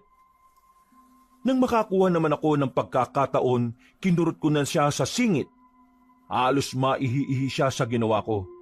Pero sinamantala na namin ang pagkakataon para makaalis. Tara mahal, takbo! Hawak-hawak kong kami ni Juliet habang bitbit ko ang mga gamit namin. Maya-maya pa ay tuluyan na kaming nakalayo sa kanila. Pumasok kami sa kagubatan at kahit na madilim, hindi na namin yon iniisip pa. Mahal, natakasan na natin si Amir. Pero nakakatakot naman dito sa kinalalagyan natin ngayon. Huwag ka mag-alala, mahal. Nandito naman ako eh. Hindi kita iiwan. Mas maganda kasing nandito tayo para hindi tayo agad mahanap ng mga tao ng mama mo. Ayos pa ba ang paa mo? Oo, ayos naman. Hindi naman masakit. Hindi ko alam kung saan tayo pupunta ngayon eh. Pero mas maiging dito na muna tayo magpalipas ng gabi. Meron kaming nakitang lumang bahay na yari lang sa pinagtagpi-tagping mga kawayan at mga tuyong dahon ng saging. Doon na muna kami nanatili ni Juliet. Mga ilang sandali lang, nakaramdam na rin siya ng antok. Habang ako naman, nanatiling gising para magbantay sa kanya. Kabanong, hindi na namin alam kung saan parte na ng kagubatan yon. Malayong malayo na rin kami sa amin. Hindi rin ako pamilyar sa kinalalagyan namin. Kaya naman, kahit ako man din, ay hindi mapakali. Pipikit na sana ako pero meron akong naramdaman na parang may naglalakad sa labas. Maraan kong inalis ang braso ko sa ulo ni Juliet. Dinampot ko ang kutsilyo na dala ko. Sumilip ako sa labas. Pagtingin ko sa kaliwa, wala naman. Pero nang tumingin ako sa puno ng nyog, nakakita ko ng isang nilalang na gumagapang papunta sa itaas. Yung katawan niya ay parang sa tao, habang yung ulo naman niya ay mas malaki ng kaunti sa normal na ulo. Mapayat ang mga binti at braso, pero mahaba ang katawan. Mula sa kinalalagyan ko, naririnig ko pang umaangil ang nilalang na yon. Kaya sa mga sandaling yon, alam ko nang ang nakikita ko'y walang iba, kundi aswang. Marana kong kumilos at kinalabit ko ng ilang ulit si Juliet. Mahal, gising mahal. Bakit ba? Hindi ka ba matutulog? Inaantok pa ako eh. Merong aswang sa labas. Kailangan nating umalis dito. Nang sabihin ko yon, ay agad siyang napabangon. Parang magic na mabilis na nawala ang kanyang antok. Ang kanyang mukha, kitang-kita na sobrang takot na takot siya. Kaya naman, hinawakan ko kagad ang kamay niya para pakalmahin siya. Mahal, yun pa yung naririnig ko? Oo, kaya huwag tayo maingay at baka malaman niyang narito tayo. Baka mamaya makita niya tayo rito. Anong gagawin natin? Huwag ka mag-alala. Akong bahala. Lalabanan ko yan. Muli akong sumilip sa labas, Kabanong. Pero pagtingin ko, wala na sa puno ng nyog ang aswang. Kahit na alanganing oras na, kinailangan naming lisanin ang lugar na yon. Muli kaming naglakad sa kagubatan kahit na may panganib. Wala kaming pagpipilian, Kabanong. Pakiramdam kasi namin, mas lalo lang kaming mapapahamak kapag nanatili kami roon. Pakiramdam namin, biglang may iba pang aswang na darating. Sa kakalakad namin ni Juliet, meron na kaming natanaw na baryo. Mula sa kinatatayuan namin, kitang-kita namin ang liwanag na mula roon. Nagkaroon na kami ng lakas ng loob. Para kaming nabubuhayan dahil doon. Mahal, Tara, pumunta tayo ron. Baka meron namang paupahan doon. May dala naman akong pera dito eh. Doon na muna tayo magpalipas. O baka pwedeng doon na muna tayo manatili. Ha? Oo, sige. Tara, puntahan natin. Nagmamadali kaming makababa roon. Makalipas lang ang halos 15 minutong paglalakad, narating na rin namin ang bungad ng baryo.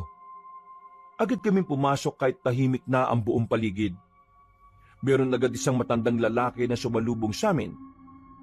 Meron siyang daladalang tungkod kahit na malakas-lakas pa naman ang kilos niya. Gandang gabi, mga dayo. Anong may paglilingkod ko sa inyong dalawa sa ganitong oras? Pasensya na po sa istorbo. Pero kasi Alam ko na. Nagtanan kayong dalawa na. ganun na nga po. Kung ayos lang po ba, meron po bang matitiran dito kahit na pansamantala lang muna?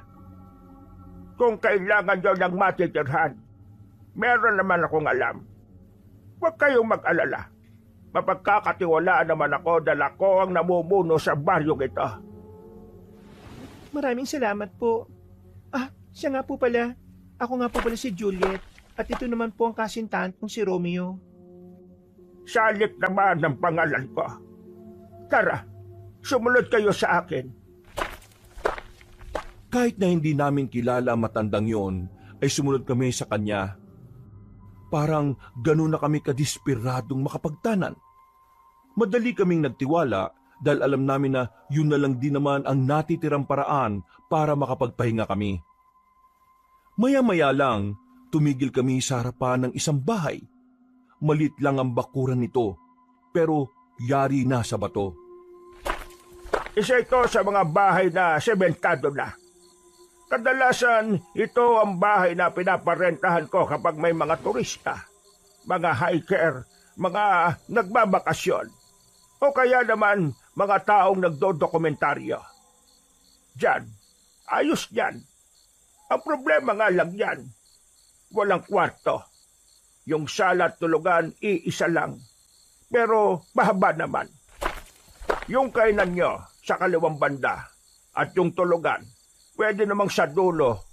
At yung banyo, ayon, maayos yan, malinis. Nililinis talaga yan para sakaling may maligaw na mga bisita, wala silang masasabi. Medyo makalat lang tong bakuran. Hindi ko naasikaso. Hindi ko rin naman kasi nakala na may darating. Kadalasan kasi tuwing summer. Magkano naman po ang renta namin dito? Ilang araw ba kayo rito? Hindi pa namin sigurado eh. Sige, ganito na lang. Bigyan nyo na lang ako ng pera na para sa 2 linggo. Yun muna ang bayaran ninyo. Hindi pa kasama ang kuryente doon, ha? Ang tubig naman libre lang. Ayos na po sa amin yon. Ang mahalaga naman po meron kaming masisilungan. Nako, mukhang hindi kayo handa na. Tumakas kayo, ana. Mahaba pong kwento. Basta po, kailangan po namin gawin to dahil ayaw namin magsisi sa uli. Ganyan na ganyan din ako noon. Yung napangasawa ko kasi, mayamang tao. Pati pamilya niya, pinamata nila ako. Matapobre silang lahat. Tapos, nung nabuntis ko ang asawa ko, ayun, pinaghiwalay kami. Yung asawa ko rin naman, biglang nagbago. Tinaboy niya ako. Nag-asawa ng iba. Pero namatay din naman yung pinalit niya sa akin. Hanggang ngayon, hindi ko pa rin nakakasama ang anak ko. Pero kilala ko naman siya kasi may pagkakataon na sinusundan ko siya para bantayan. Ay, mambihira. Napakwento pa ako. Pasensya na kayo, ha? Naalala ko lang talaga ang sarili ko sa inyo, Pero kung ano man ang layunin ng pagtatanan ninyo, gawin nyo yan dahil mahal nyo ang sarili ninyo at mahal nyo ang isa't isa. Maraming salamat po. Sana rin makasama na ninyo yung anak ninyo. Masaya ako ngayon at naririto kayo. O siya, sige na. Magpahinga na kayo. Yung bayad bukas na ng umaga. Masama kasi ang naglalabas ng pera sa alanganing oras. Mang Salik, maraming salamat po talaga. Ay, hindi nyo kailangang magpasalamat. Hindi naman libre ang pagtira ninyo rito eh. Kapag may kailangan kayo, puntahan nyo lang ako sa dulo. Ipagtanong nyo ang pangalan ko. Kilala naman ako rito eh. Ngumiti na sa amin ang matandang lalaki at saka binigay na rin sa amin ang susi. Pumasok na rin kaming dalawa ni Juliet sa loob. Malinis nga ang loob. May ilang na ring gamit na naroon. Sa bakuran namin, merong kalan na kailangang gatungan. Wala yung kinasanayan ko na may tangke. Pero ayos lang sa amin dahil marunong naman kaming parehong maggatong. Unang gabi Kabanong, ayos naman. Masaya kaming dalawa ni Juliet dahil sa wakas, nagkaroon kami ng sariling tirahan na matatawag naming tahanan. Kinaumagahan, ako ang maagang nagising. Halos wala rin naman akong tulog. Lumabas ako para bumili ng pagkain. Nakasalubong ko si Mang Salik sa labas. Mang Salik, saan po ba may mabibila na pang-almusal dito? Ay, halika. Sumama ka na lang sa akin. Meron namang tindahan ng kinapay dito. Ay, maraming salamat po. Gaano ka ba kaseryoso sa kanya? Po? Handa ka bang pakasalan siya? Opo. Handang-handa po. Kahit na hindi ako mayaman, gagawin ko naman po ang lahat para mabigyan siya ng magandang buhay. Alam mo, nakikita ko ang sarili ko sa iyo. Ganyan na ganyan din ako. Sinabi ko sa sarili ko na handa akong gawin ang lahat para lang mapaligaya siya at mabigyan ng magandang bukas. Pero hindi nangyari. Nawalan kasi ako ng pag-asa doon. Lalo na nang siya mismo ang kusang nagsabi sa akin na wala siyang mapapala kapag ako ang sinamahan niya sa buhay. Kaya ikaw, swerte ka.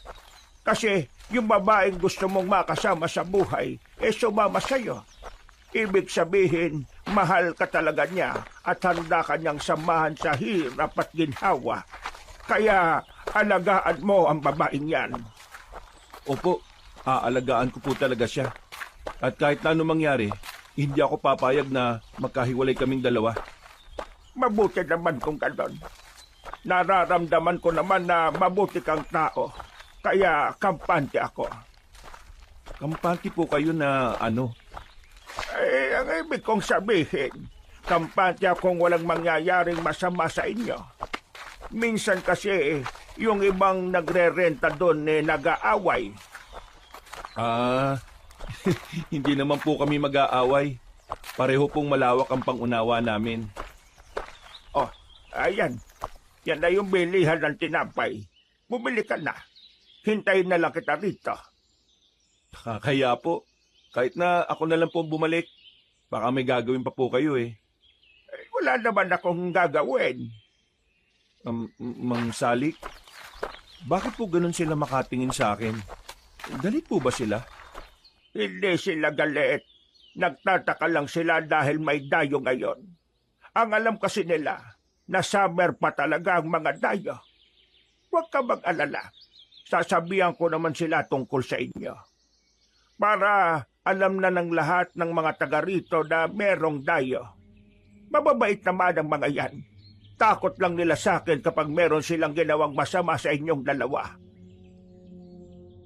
Ngumiti na lang ako Kabanong sa sinabi niya at agad na ring lumapit sa bakery. Pagkabigay ko ng bayad, tumingin pa sa akin sandali ang tindera. Nagkatitigang kami. Ako na lang ang umiwas dahil hindi ko alam kung ano ang kailangan niya sa akin. Para kasi siyang may gustong sabihin. Pagbalik ko sa amin, gising na si Juliet. Nakapangulumbaba siya sa lamesa. Ngumiti siya nang makita akong may dalang tinapay. Ito lang yung nakita ko sa labas eh. Gusto ko sanang libutin tong baryo para makahanap ng mas masarap na pagkain. Ang kaso, iniisip ko baka hanapin mo na ako. Ayos lang naman. Kumakain din naman ako ng tinapay eh. Mukhang masarap nga ito eh. Sinamahan ako ni Mang Salik eh. Yung mga tingin kasi ng mga tao rito, para akong dudumugin. Pero ang sabi ni Mang Salik, ganun lang daw talaga ang mga yon. Naninibago raw.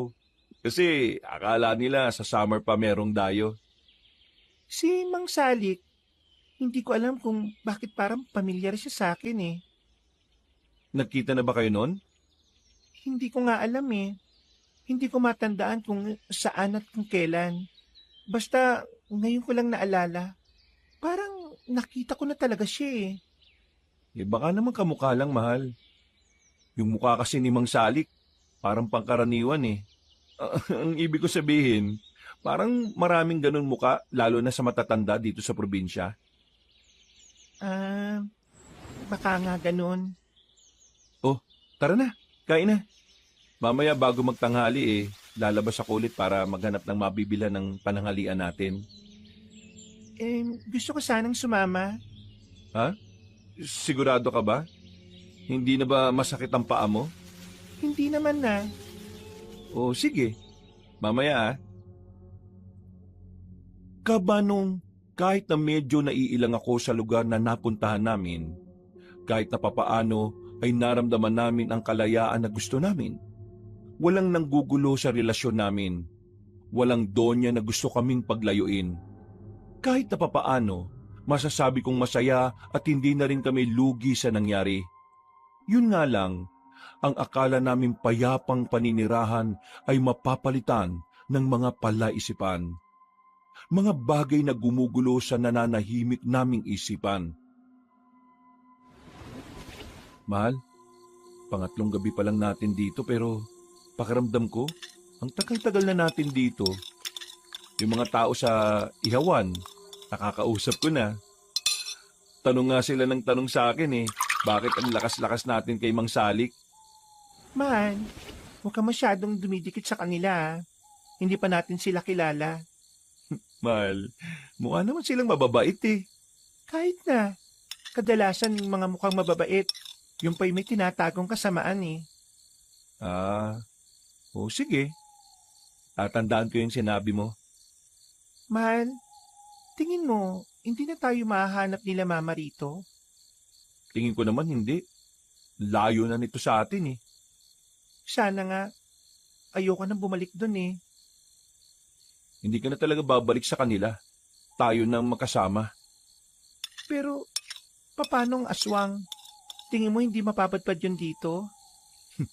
Mahal, huwag ka masyadong mag-iisip ng kung ano. Maraming tao rito. Palagi pang may gising kahit malalim na gabi. Kaya malabong magpunta rito yung aswang. Kasi madali siyang makikita ng mga tao. Kasi kaninang madaling araw, naririnig ko na parang may naglalakad sa bubungan natin Mabibigat ang mga paa. Yun ba? Meron kasi sila ritong alaga mga pusa. Malalaking pusa, mahal. Hindi gaya ng pusa sa mansyon nyo, Malalaki sila. Nako, kapag nakita mo, hindi mo aakalain na pusa yun. Talaga?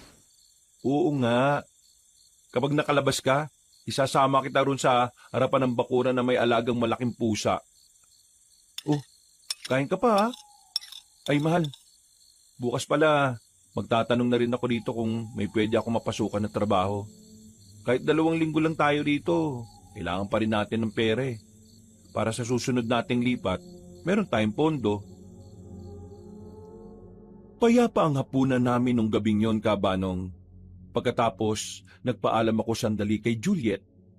Pumunta ako sa bakuran para tapusin ang mga sinisibak ko nung hapon. Habang abala ko sa ginagawa ko, meron akong naramdaman na parabang may nagmamasid sa akin. Naramdaman ko ring may gumagalaw sa likuran ng mga halaman sa bakuran namin. Sino yan? Walang sumasagot. Hawak-hawak ko lang ang palakol nang lumapit ako sa halamanan. Paghawi ko, wala naman akong nakitang tao. Babalik na sana ako sa ginagawa ko nang marinig ko naman na parang may umangil saglit. Ang unang pumasok sa isip ko, aswang. Aswang ang narinig ko. nagsimula na akong kabahan. Muli akong bumalik doon. Ang nakita ko na lang ay ang bakas ng mga paa sa lupa. Mabilis kong tinapos ang ginagawa ko. Pumasok na rin ako sa bahay. Palingon-lingon pa ako sa labas. Napansin naman yun ni Juliet. Mahal, ayos ka lang? Oo, ayos lang naman ako. Sigurado ka ba? Yung totoo. Oo, ang lamig kasi sa labas eh. Malamig naman talaga rito eh. Hindi ko na lang sinabi kay Juliet kung ano man ang nakita at naramdaman ko, Kabanong. Alam ko kasing matatakot lang siya at baka mahirapan na naman siyang makatulog. Naglatag na lang ako ng banig at pilit na lang naalisin sa isipan ko ang tungkol sa nangyari. Kinabukasan, maaga kaming umalis ng bahay. Kailangan naming mag-imbak ng panggatong dahil ang dinig namin sa radyo magiging maulan ang mga susunod na araw. Habang naglalakad kami ni Juliet sa labas, nakatingin na naman sa amin ang mga tao sa bakuran. Ang iba ay nakangiti, pero mas marami pa rin yung seryoso kung makatingin. Yung parabang may gusto talaga silang sabihin na hindi nila masabi. Yung iba naman, hindi naman ganun makatingin. Masasanay ka rin, mahal. Saan ba tayo mangunguha ng kahoy? Sabi ni Mang Salik, lakarin lang daw natin yung banda doon. May mga kakahuyan daw doon na magandang igatong. Binilisan pa namin ang paglalakad hanggang sa tuluyan na nga naming narating ang pagkukuhaan namin ng panggatong. Oh, mahal, ingat ha. Baka masaludsod ka. May mga kahoy na may mga nakausling matutulis eh.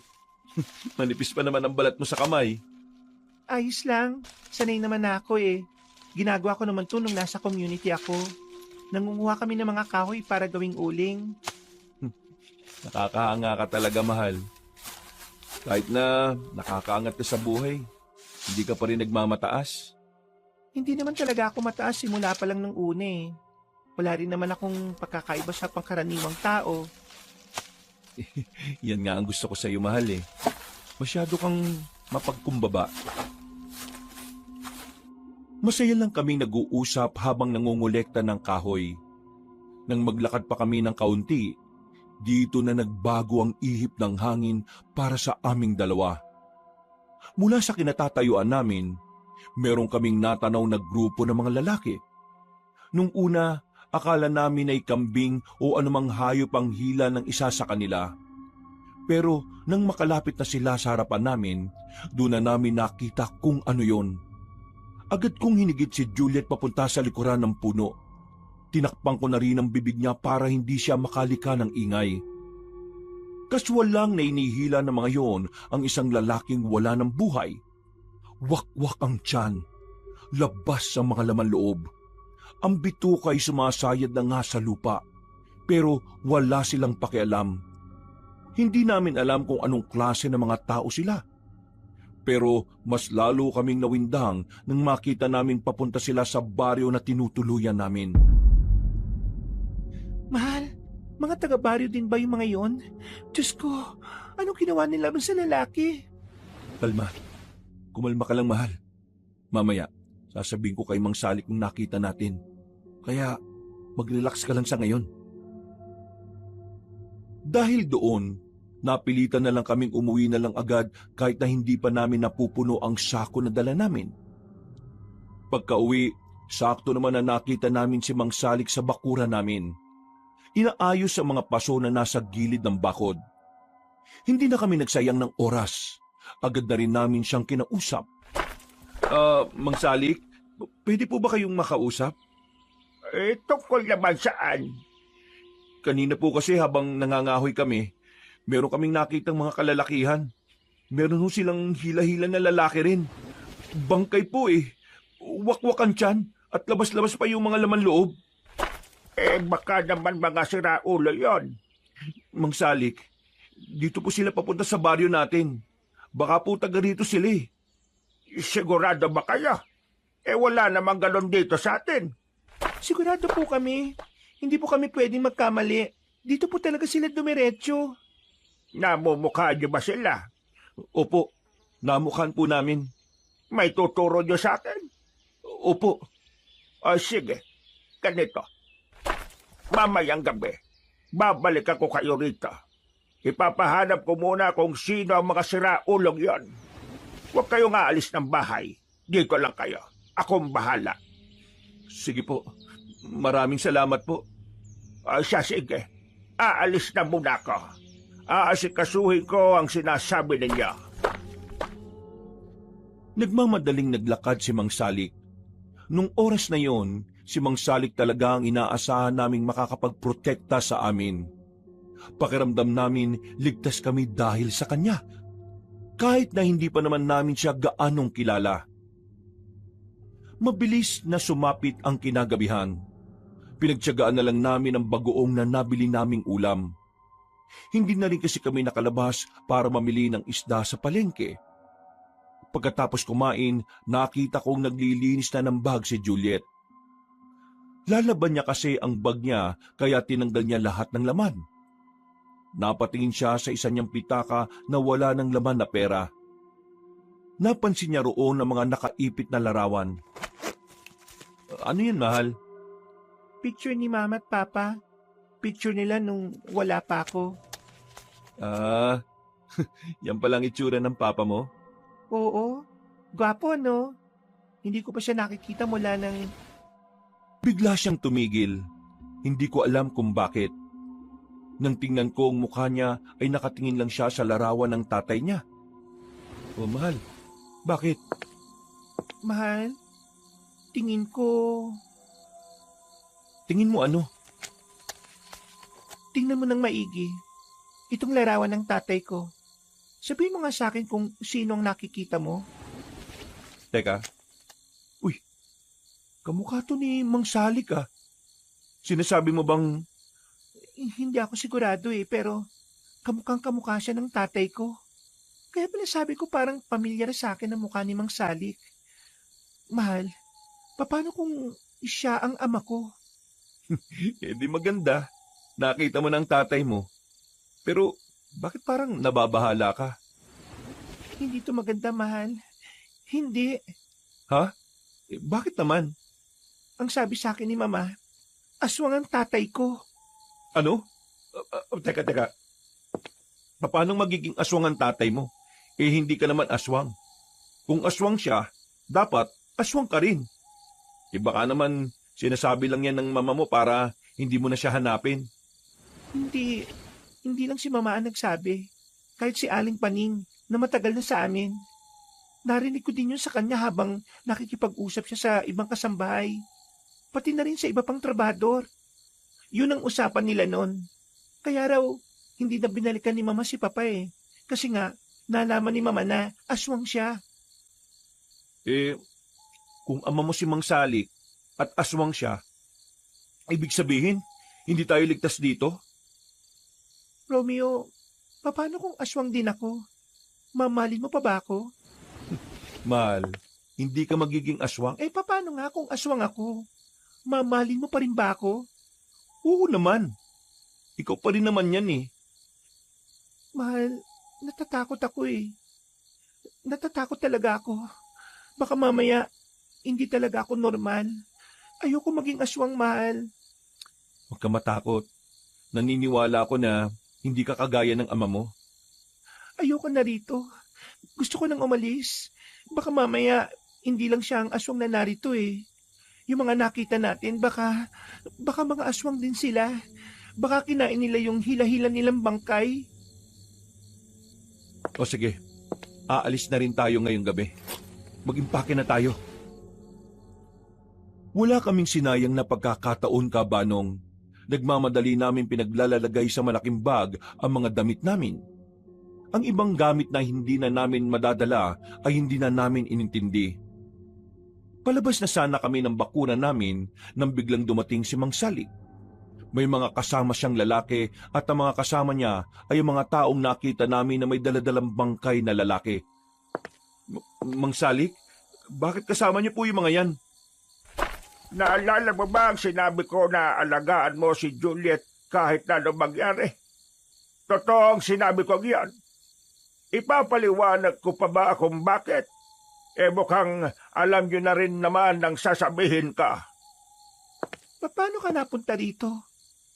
Total, gusto mong malaman sasamantalay ko na lang ang pagkakataon para ipaliwanag naman ang side ko.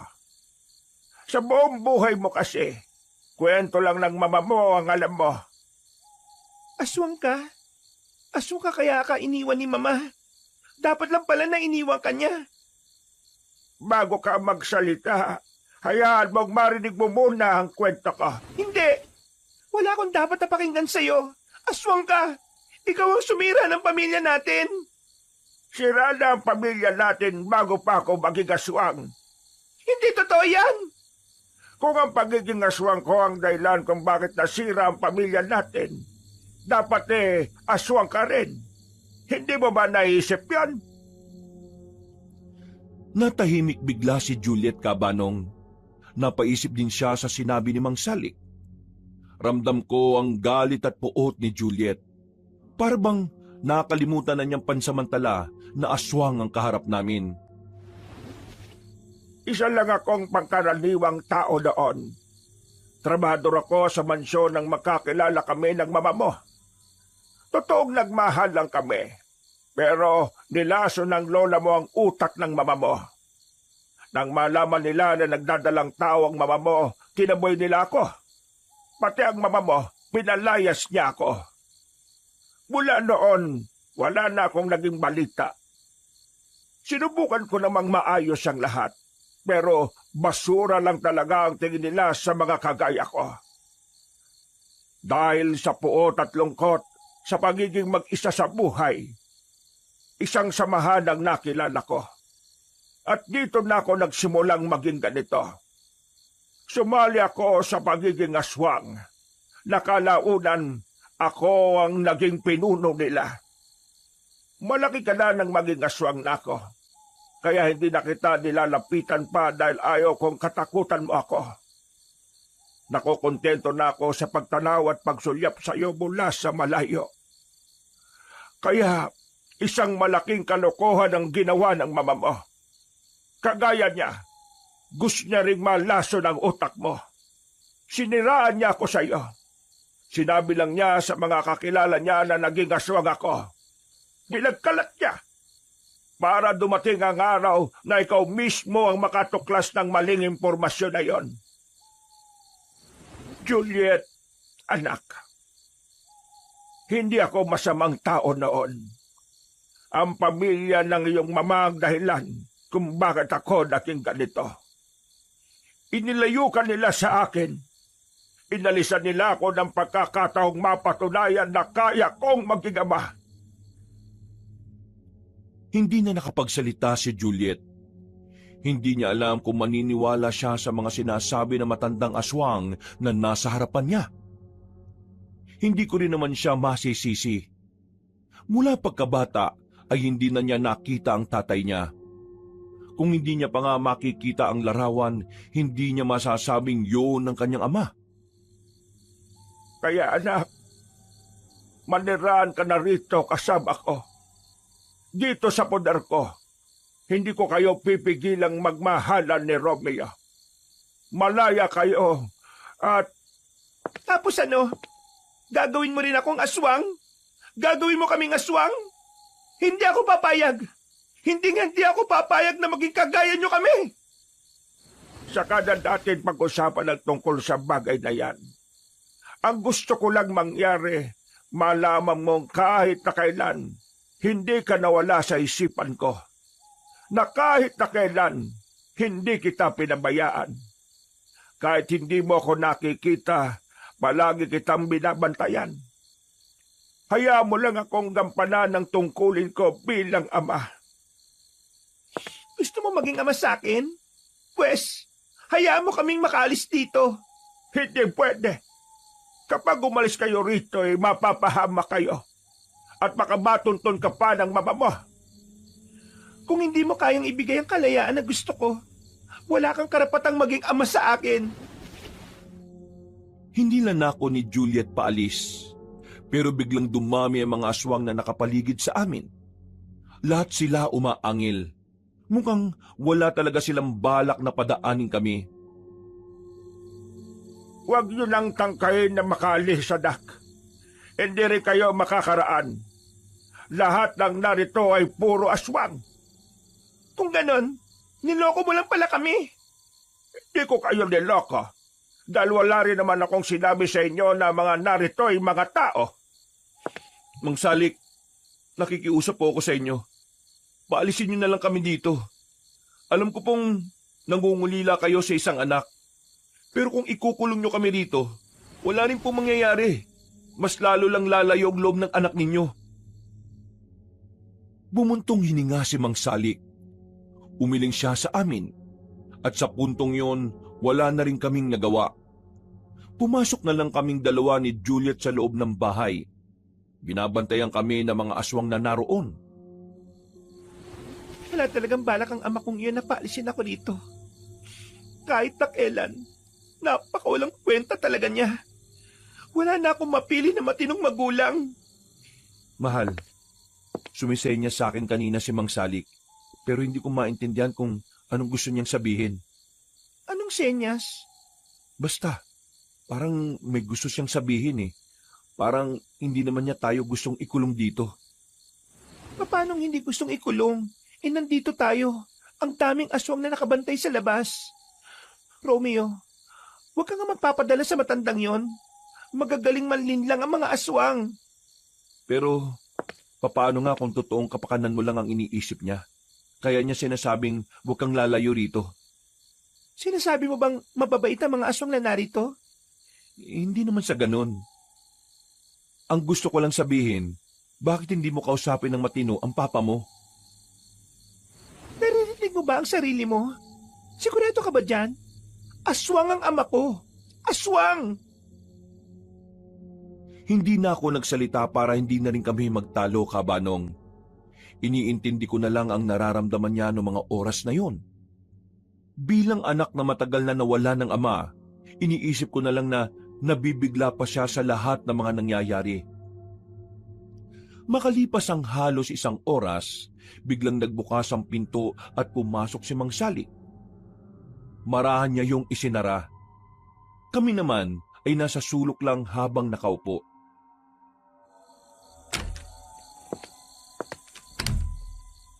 Huwag kayong matakot. Wala akong gagawing masama sa inyo. Romeo, kailangan ko ng kooperasyon mo. Ho? Ano pong ibig niyong sabihin? Kagagaling ko lang sa konseho ng mga aswang. Wala akong nagawa sa botohan nila. Anong butuhan? Sinubukan kong pakiusapan ng ibang opisyal na aswang na baka kung pwede dumito na muna kayo. Pero hindi sila pumayag. Ngayong alam na nila na anak ko si Juliet at alam na nilang pinoprotektahan ko siya. Hindi sila nagdalawang isip na magkaisa. Gusto nila kayong gawing aswang. Kayong dalawa. Kung hindi naman mamamatay kayo. Teka lang ho. Akala ko ba ikaw ang pinuno rito? Oo, ako nga ang pinuno. Pero hindi ako ang totoo. Ako lang ang tumatayong pinuno dahil nakahimlay ang pinuno namin. Hindi nila pinakinggan ang boses ko. Ang katwiran nila, nilalabag ko ang batas. Eh kung alam niyo naman kasing delikado pala ang buhay namin dito, bakit niyo pa kami tinanggap dito? Dahil alam kong tumakas kayo kay Pilita. At kung hindi ko kayo tatanggapin dito, may babalik lang din kayo ulit doon. At ikaw, Romeo, baka ipapatay ka na ng matandang yon. Ngayon, nagkamali ako.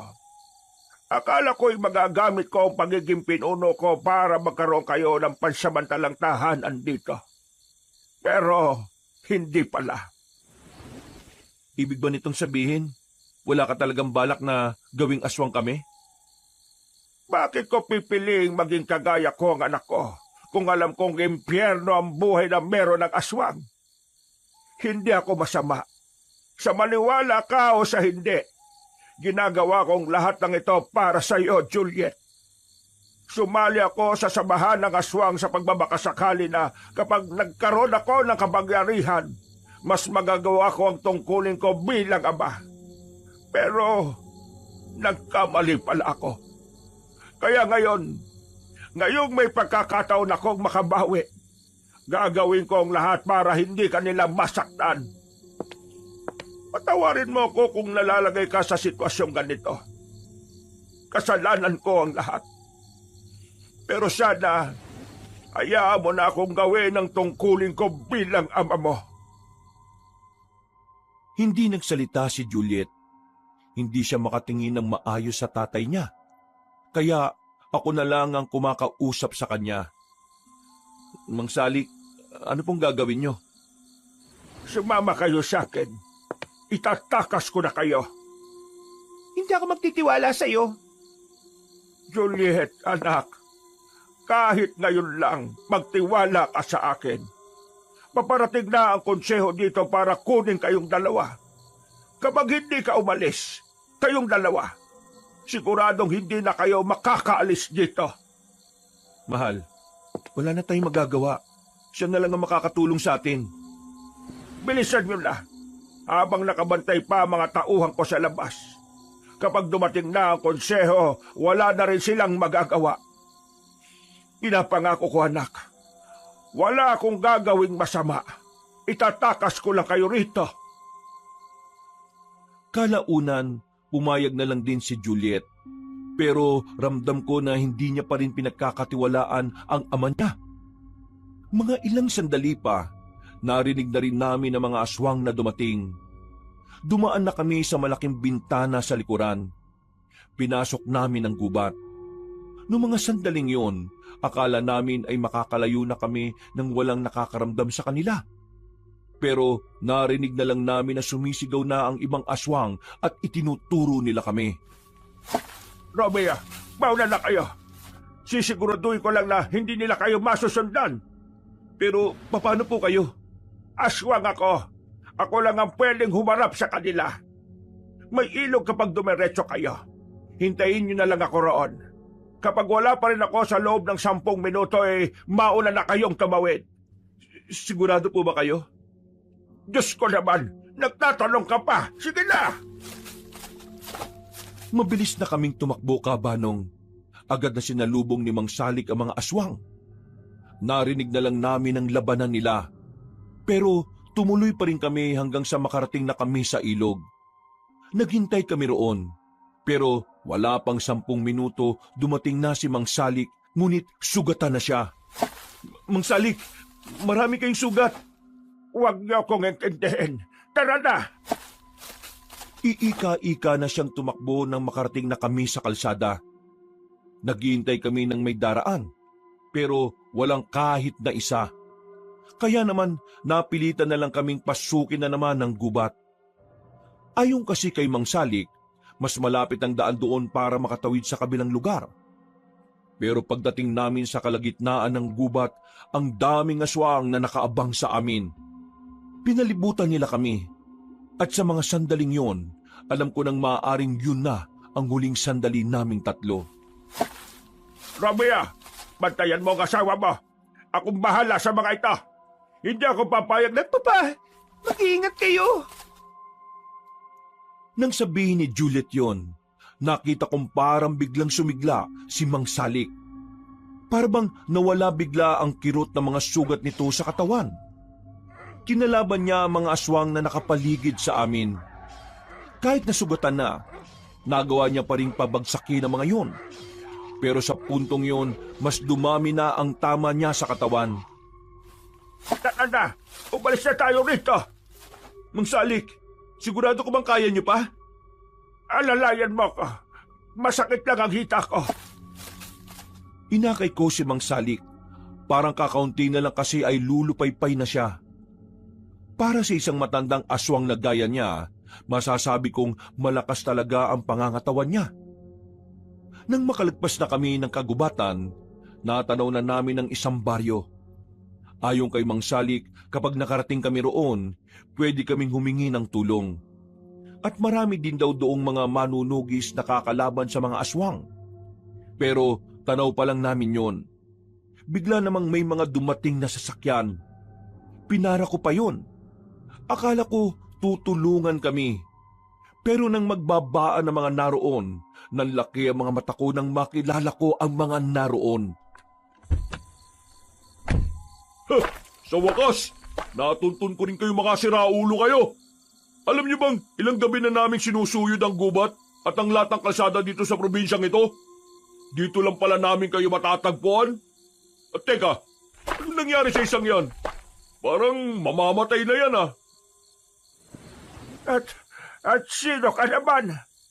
Ako lang naman ang fiancé ng babaeng yan. Yansay, at ikaw pala yung Amer. Ikaw yung lalaking pilit na gustong ipakasal sa anak ka. Anak? Anak mo si Juliet? Patawa ka ba? Umalis ka na, Amer. Kailangan naming madala si Papa sa pagamutan. Paano kung ayaw ko? Kahit ngayon lang, magkaroon ka naman ng kahit na kaunting kabutihan sa kalooban mo. Kailangan namin makarating sa baryong yon bago pa kami maabutan ng mga aswang. Ano? Aswang? Pinagsasasabi mo, nakasingot ka ba ng katol? Nagtawanan ng mga kasama niyang kalalakihan na armado ng mga baril. Sa unang tingin ko pa lang, alam ko nang bubulagta kami kagad sa oras na meron kaming gawing kontra sa kanila. Nabubuhan ka na pala, Romeo eh. Ganyan bang epekto ng ilang gabi na nasolo mo ang babaeng para sa akin? Kapal naman ang mukha mo. Hindi ako para sa'yo, no? Ikaw, binata, umalis kayo sa daraanan namin. Kung hindi, magsisisi ka. Bakit? Pinagbabantaan mo ba ako, tanda? Malapit ka na yata mamatay eh. Nakukuha mo pa rin magtapang-tapangan? Hindi mo alam ang mangyayari kapag hinayaan mong makaabot ang mga aswang dito. Nung mga sandaling yon, Kabanong, talagang walang balak sila Amer na padaanin kami. Maya-maya lang, inutusan na niya ang mga tao niya na kunin si Juliet. Lalapit pa lang sana sila nang biglang nakarinig kami ng malalakas na angil.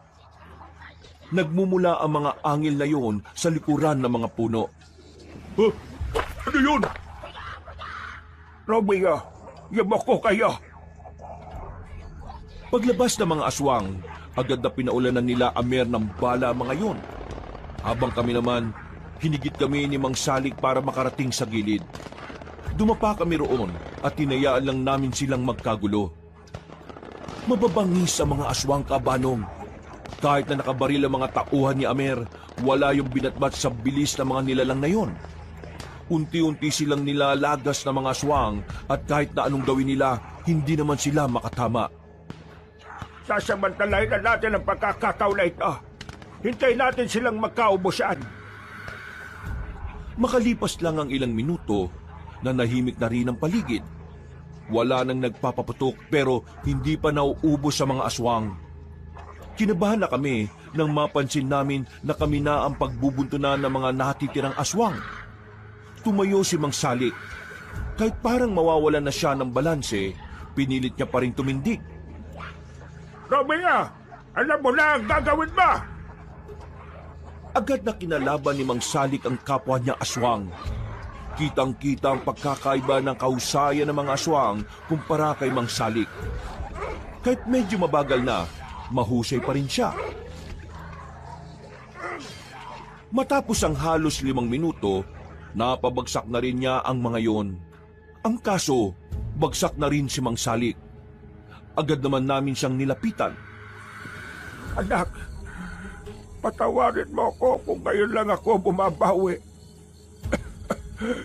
Pero hanggat kaya ko, gagawin ko ang lahat na makakaya ko para lang walang makapanakit sa'yo. Papa, patawad kung pinagdadaan kita. Patawad. Please, huwag ka mawawala. Naiintindihan kita, anak. Alam mo, masaya na ako na tinawag mo kong papa. At kahit na ano pang mangyari sa akin, hindi ako magsisisi dahil ikaw ang dahilan kung bakit pinili kong ibuwis ang buhay ko. magsalita ng ganyan. Mabubuhay ka, Papa. Amiya, naghihina na ang katawan ko. Sobrang dami ko ng tama. Hindi na ako magtatagal. Ikaw na ang bahala sa anak ko. May tiwala ko sa iyo. Wag po kayo magsalita ng ganyan. Ngayon na nga lang po kayo nakita ni Juliet eh. Pwede, lumaban po kayo. Maya-maya pa, biglang lumitaw si Amer. Buong akala namin ay patay na siya. Kaya nabigla kami nang lumapit siya sa amin na may dala-dalang baril. Tinutukan niya si Juliet. Kung hindi ka rin mapapasakin, mas maigi nang mamatay ka na lang, babae ka! Ramdam kong kakalabitin na ni Amer ang gatilyo. Kaya ang unang pumasok sa isipan ko, sa lagi ng bala na tatama kay Juliet. Tumakbo ko para humarang. Pero laking gulat ko nang biglang makatayo si Mang Salik at siya ang sumalo ng bala na ako dapat ang sasalag. Ah! Nilapitan ni Juliet si Mang Salik. Magpapaputok pa sana si Amer kay Juliet pero tumakbo na ako palapit sa kanya. Nakipag-agawan ako ng baril. Nang mabitiwan niya ang baril ay sinipa ko si Amer palayo. Pagdampot ko ng baril, saktong may lumitaw na malaking nilalang. Isang aswang na mukha talagang halimaw. Ang aswang na yon ay ang nakita kong umakyat sa puno ng nyog. Halimaw! Halimaw! Agad na sinakmal ng aswang ang leeg ni Amer. Nanlalaki ang mga mata ko nang makitang nilapa siya ng nilalang na yon. Marahan akong umatras. Nilingon ko si Juliet na sa mga sandaling yon ay umiiyak pa rin habang nasa gilid si Mang Salik. Pinagbababaril ko ang aswang na yon hanggang sa maubos ang bala. Ang kaso, parang hindi naman siya tinatablan. Kahit na ilang beses ko siyang binira sa katawan. Napapalunok ako ng laway nang makitang unti-unti na siyang lumalapit sa amin. Umangil siya ng malakas. Akmang lalapitan na niya kami nang biglang may lumitaw sa gilid. Agad nung tinaga ang ulo ng aswang. Hinagupit din ng malakas ang leeg kaya gumulong ang ulo ng aswang sa lapag. Mang Cosme! Mamaya ka na magpasalamat. Paparating na ang iba pa. Gumilid muna kayo. Paano mo malalabanan ng mga yan? Mas intindihin mo ang babaeng kasama mo. Kailangan niya ang karamay. Ako lang bahala rito. Tila isang hulog ng langit ang pagdating ni Mang Cosme. Nang dumating ang sandamukal na aswang, hinarap niya yun na mag-isa. Hindi ko alam kung anong meron sa kanya, pero parang hindi man lang nakakatama ang mga aswang. Mas madami sila kumpara sa unang nakaengkwentro namin, pero parang yung mga yun pa, ang hirap na hirap kalabanin ang nag-iisang tao lang. Dalihan niyo. Umalis na kayo. Kung makakaabot kayo sa baryo namin bago ang 10 minuto may sasalba pa natin ang buhay ng matandang yan. May ilang minuto pa ang buhay niyan dahil aswang yan. Wala na akong sinayang na pagkakataon, Kabanong. Binuhat ko si Mang Salik. Kahit na mabigat siya, pinilit kong tumakbo. Malayo-layo pa ang baryo kahit na natatanaw namin yon. Pero sa awa ng Diyos, narating din namin ang baryo. Sinabi lang namin ang pangalan ni Mang Cosme at agad na may nag-asikaso sa amin. Alam na mga taong naroon na aswang si Mang Salik. Pero kahit na ganon, tinulungan pa rin nila kami. Ipinasok sa isang bahay si Mang Salik, habang kami naman ay nanatili lang sa labas. Nasa bakuran lang kami. Iyak lang ng iyak si Juliet. Mahal, paano kung mawala si Papa? Paano na ito? Ngayon na kami nagkakilala, Mahal. Tapos ganito pa. Mahal, huwag kang mag-iisip ng ganyan. Magdasal lang tayo. Alam kong nakikinig ang Panginoon sa atin. Halos 4 na oras kaming naghintay roon, Kabanong. Nakabalik na nga si Mang Cosme matapos niyang maubos sa mga aswang. Pero hindi pa rin nagbubukas ang bahay kung saan ipinasok si Mang Salik. Mang Cosme, tapatin niyo nga kami. Mabubuhay pa kaya si Mang Salik? Nakausap ko yung gumagamot sa kanya. Kritikal ang lagay niya dahil sa sobrang dami ng sugat niya. Yung bala na pumasok sa loob ng katawan niya, good news, wala namang nadaling organ. Ang iniisip lang namin ay yung mga kalmot sa kanya na malalaki. Pakiusap. Alam kong kalaban niyo mga aswang pero iba ang papa ko. Mabuti siya. Niligtas niya kami at kinalaban niya ang mga kapwa niya aswang. Kaya sana, iligtas niyo siya. Oo, alam kong mabuti siya. Magkakilala kami. Matagal na kaming nagsasabwatan at nag-uusap kung paano namin mapapabagsak ang mga aswang. Kaya wala kayong dapat na ipag-alala. Gagawin namin ang makakaya namin para makasalba si Salik. Pagsapit ng umaga, lumabas na rin ang gumagamot kay Mang Salik. Stable na raw ang lagay ni Mang Salik, pero hindi pa agad magigising. Noong mga sandaling yon, nakahinga na kami ng maluwag. Sobrang pasasalamat namin sa kanila. At syempre, sa Panginoon na hindi pinabayaan si Mang Salik. Halos 1 buwan din kaming pabalik-balik sa baryo nila Mang Cosme para dalawin ang ama ni Juliet. Doon kasi siya nagpapagaling. At nang magising na si Mang Salik, ay tuluyan ang nagkaroon ng pagkakataon ng dalawa para maging ganap na mag-ama. Hindi pa nauubos nila Mang Cosme ang mga aswang ayon sa kanila. Nagtatago pa ang ilang opisyal, pero patuloy niya yung tinutugis. At hindi sila titigil hanggat hindi nauubos ang mga nilalang na yon. Anak, maraming salamat sa pagtanggap. Kahit nasong ako'y hindi mo ako pinagtabuyan. Papa, yung pagiging aswang niyo ang naging dahilan kung bakit magkasama pa rin tayo. Ginamit niyo ang pagiging aswang mo para protektahan ako. Kaya, bakit naman hindi kita tatanggapin? Mas mabuti pa nga ang ginawa mo kaysa sa ginagawa sa akin ni Mama eh. Ano pala ang balak ninyo? Siguradong hinahanap ka ng mama mo. Nakapag-usap na po kami ni Romeo, Papa. Dito na po kami titira kasama ninyo. Ha? Sigurado ba kayo? Magiging pabigat pa ako sa inyo. Tingnan niyo naman ako. Ganito na lang ako habang buhay. Ang sabi nila Cosme, hindi na ako makakalakad dahil grabe ang nangyari sa mga ugat ko sa paa. Kamay na lang ang gumagalaw sa akin. Baka makaabala pa ako sa bubuo inyong pamilya. Mang Salik, hindi po kayo nakakaabala. Pamilya na rin kayo. Isa pa, dapat kasama ka ni Juliet kasi 'di ba? Babawi ka pa sa kanya. Maraming salamat sa inyong dalawa. Huwag kayo mag-alala. Kahit na nakaupo na lang ako rito, gagawa't gagawa pa rin ako ng paraan para makatulong. At para mas maiparamdam ko sa iyo, anak, na ako ang ama mo. Makasama lang kita pa. Masaya na ako. Tay, mukhang masasaksihan yung pagsilang na apo ninyo ah.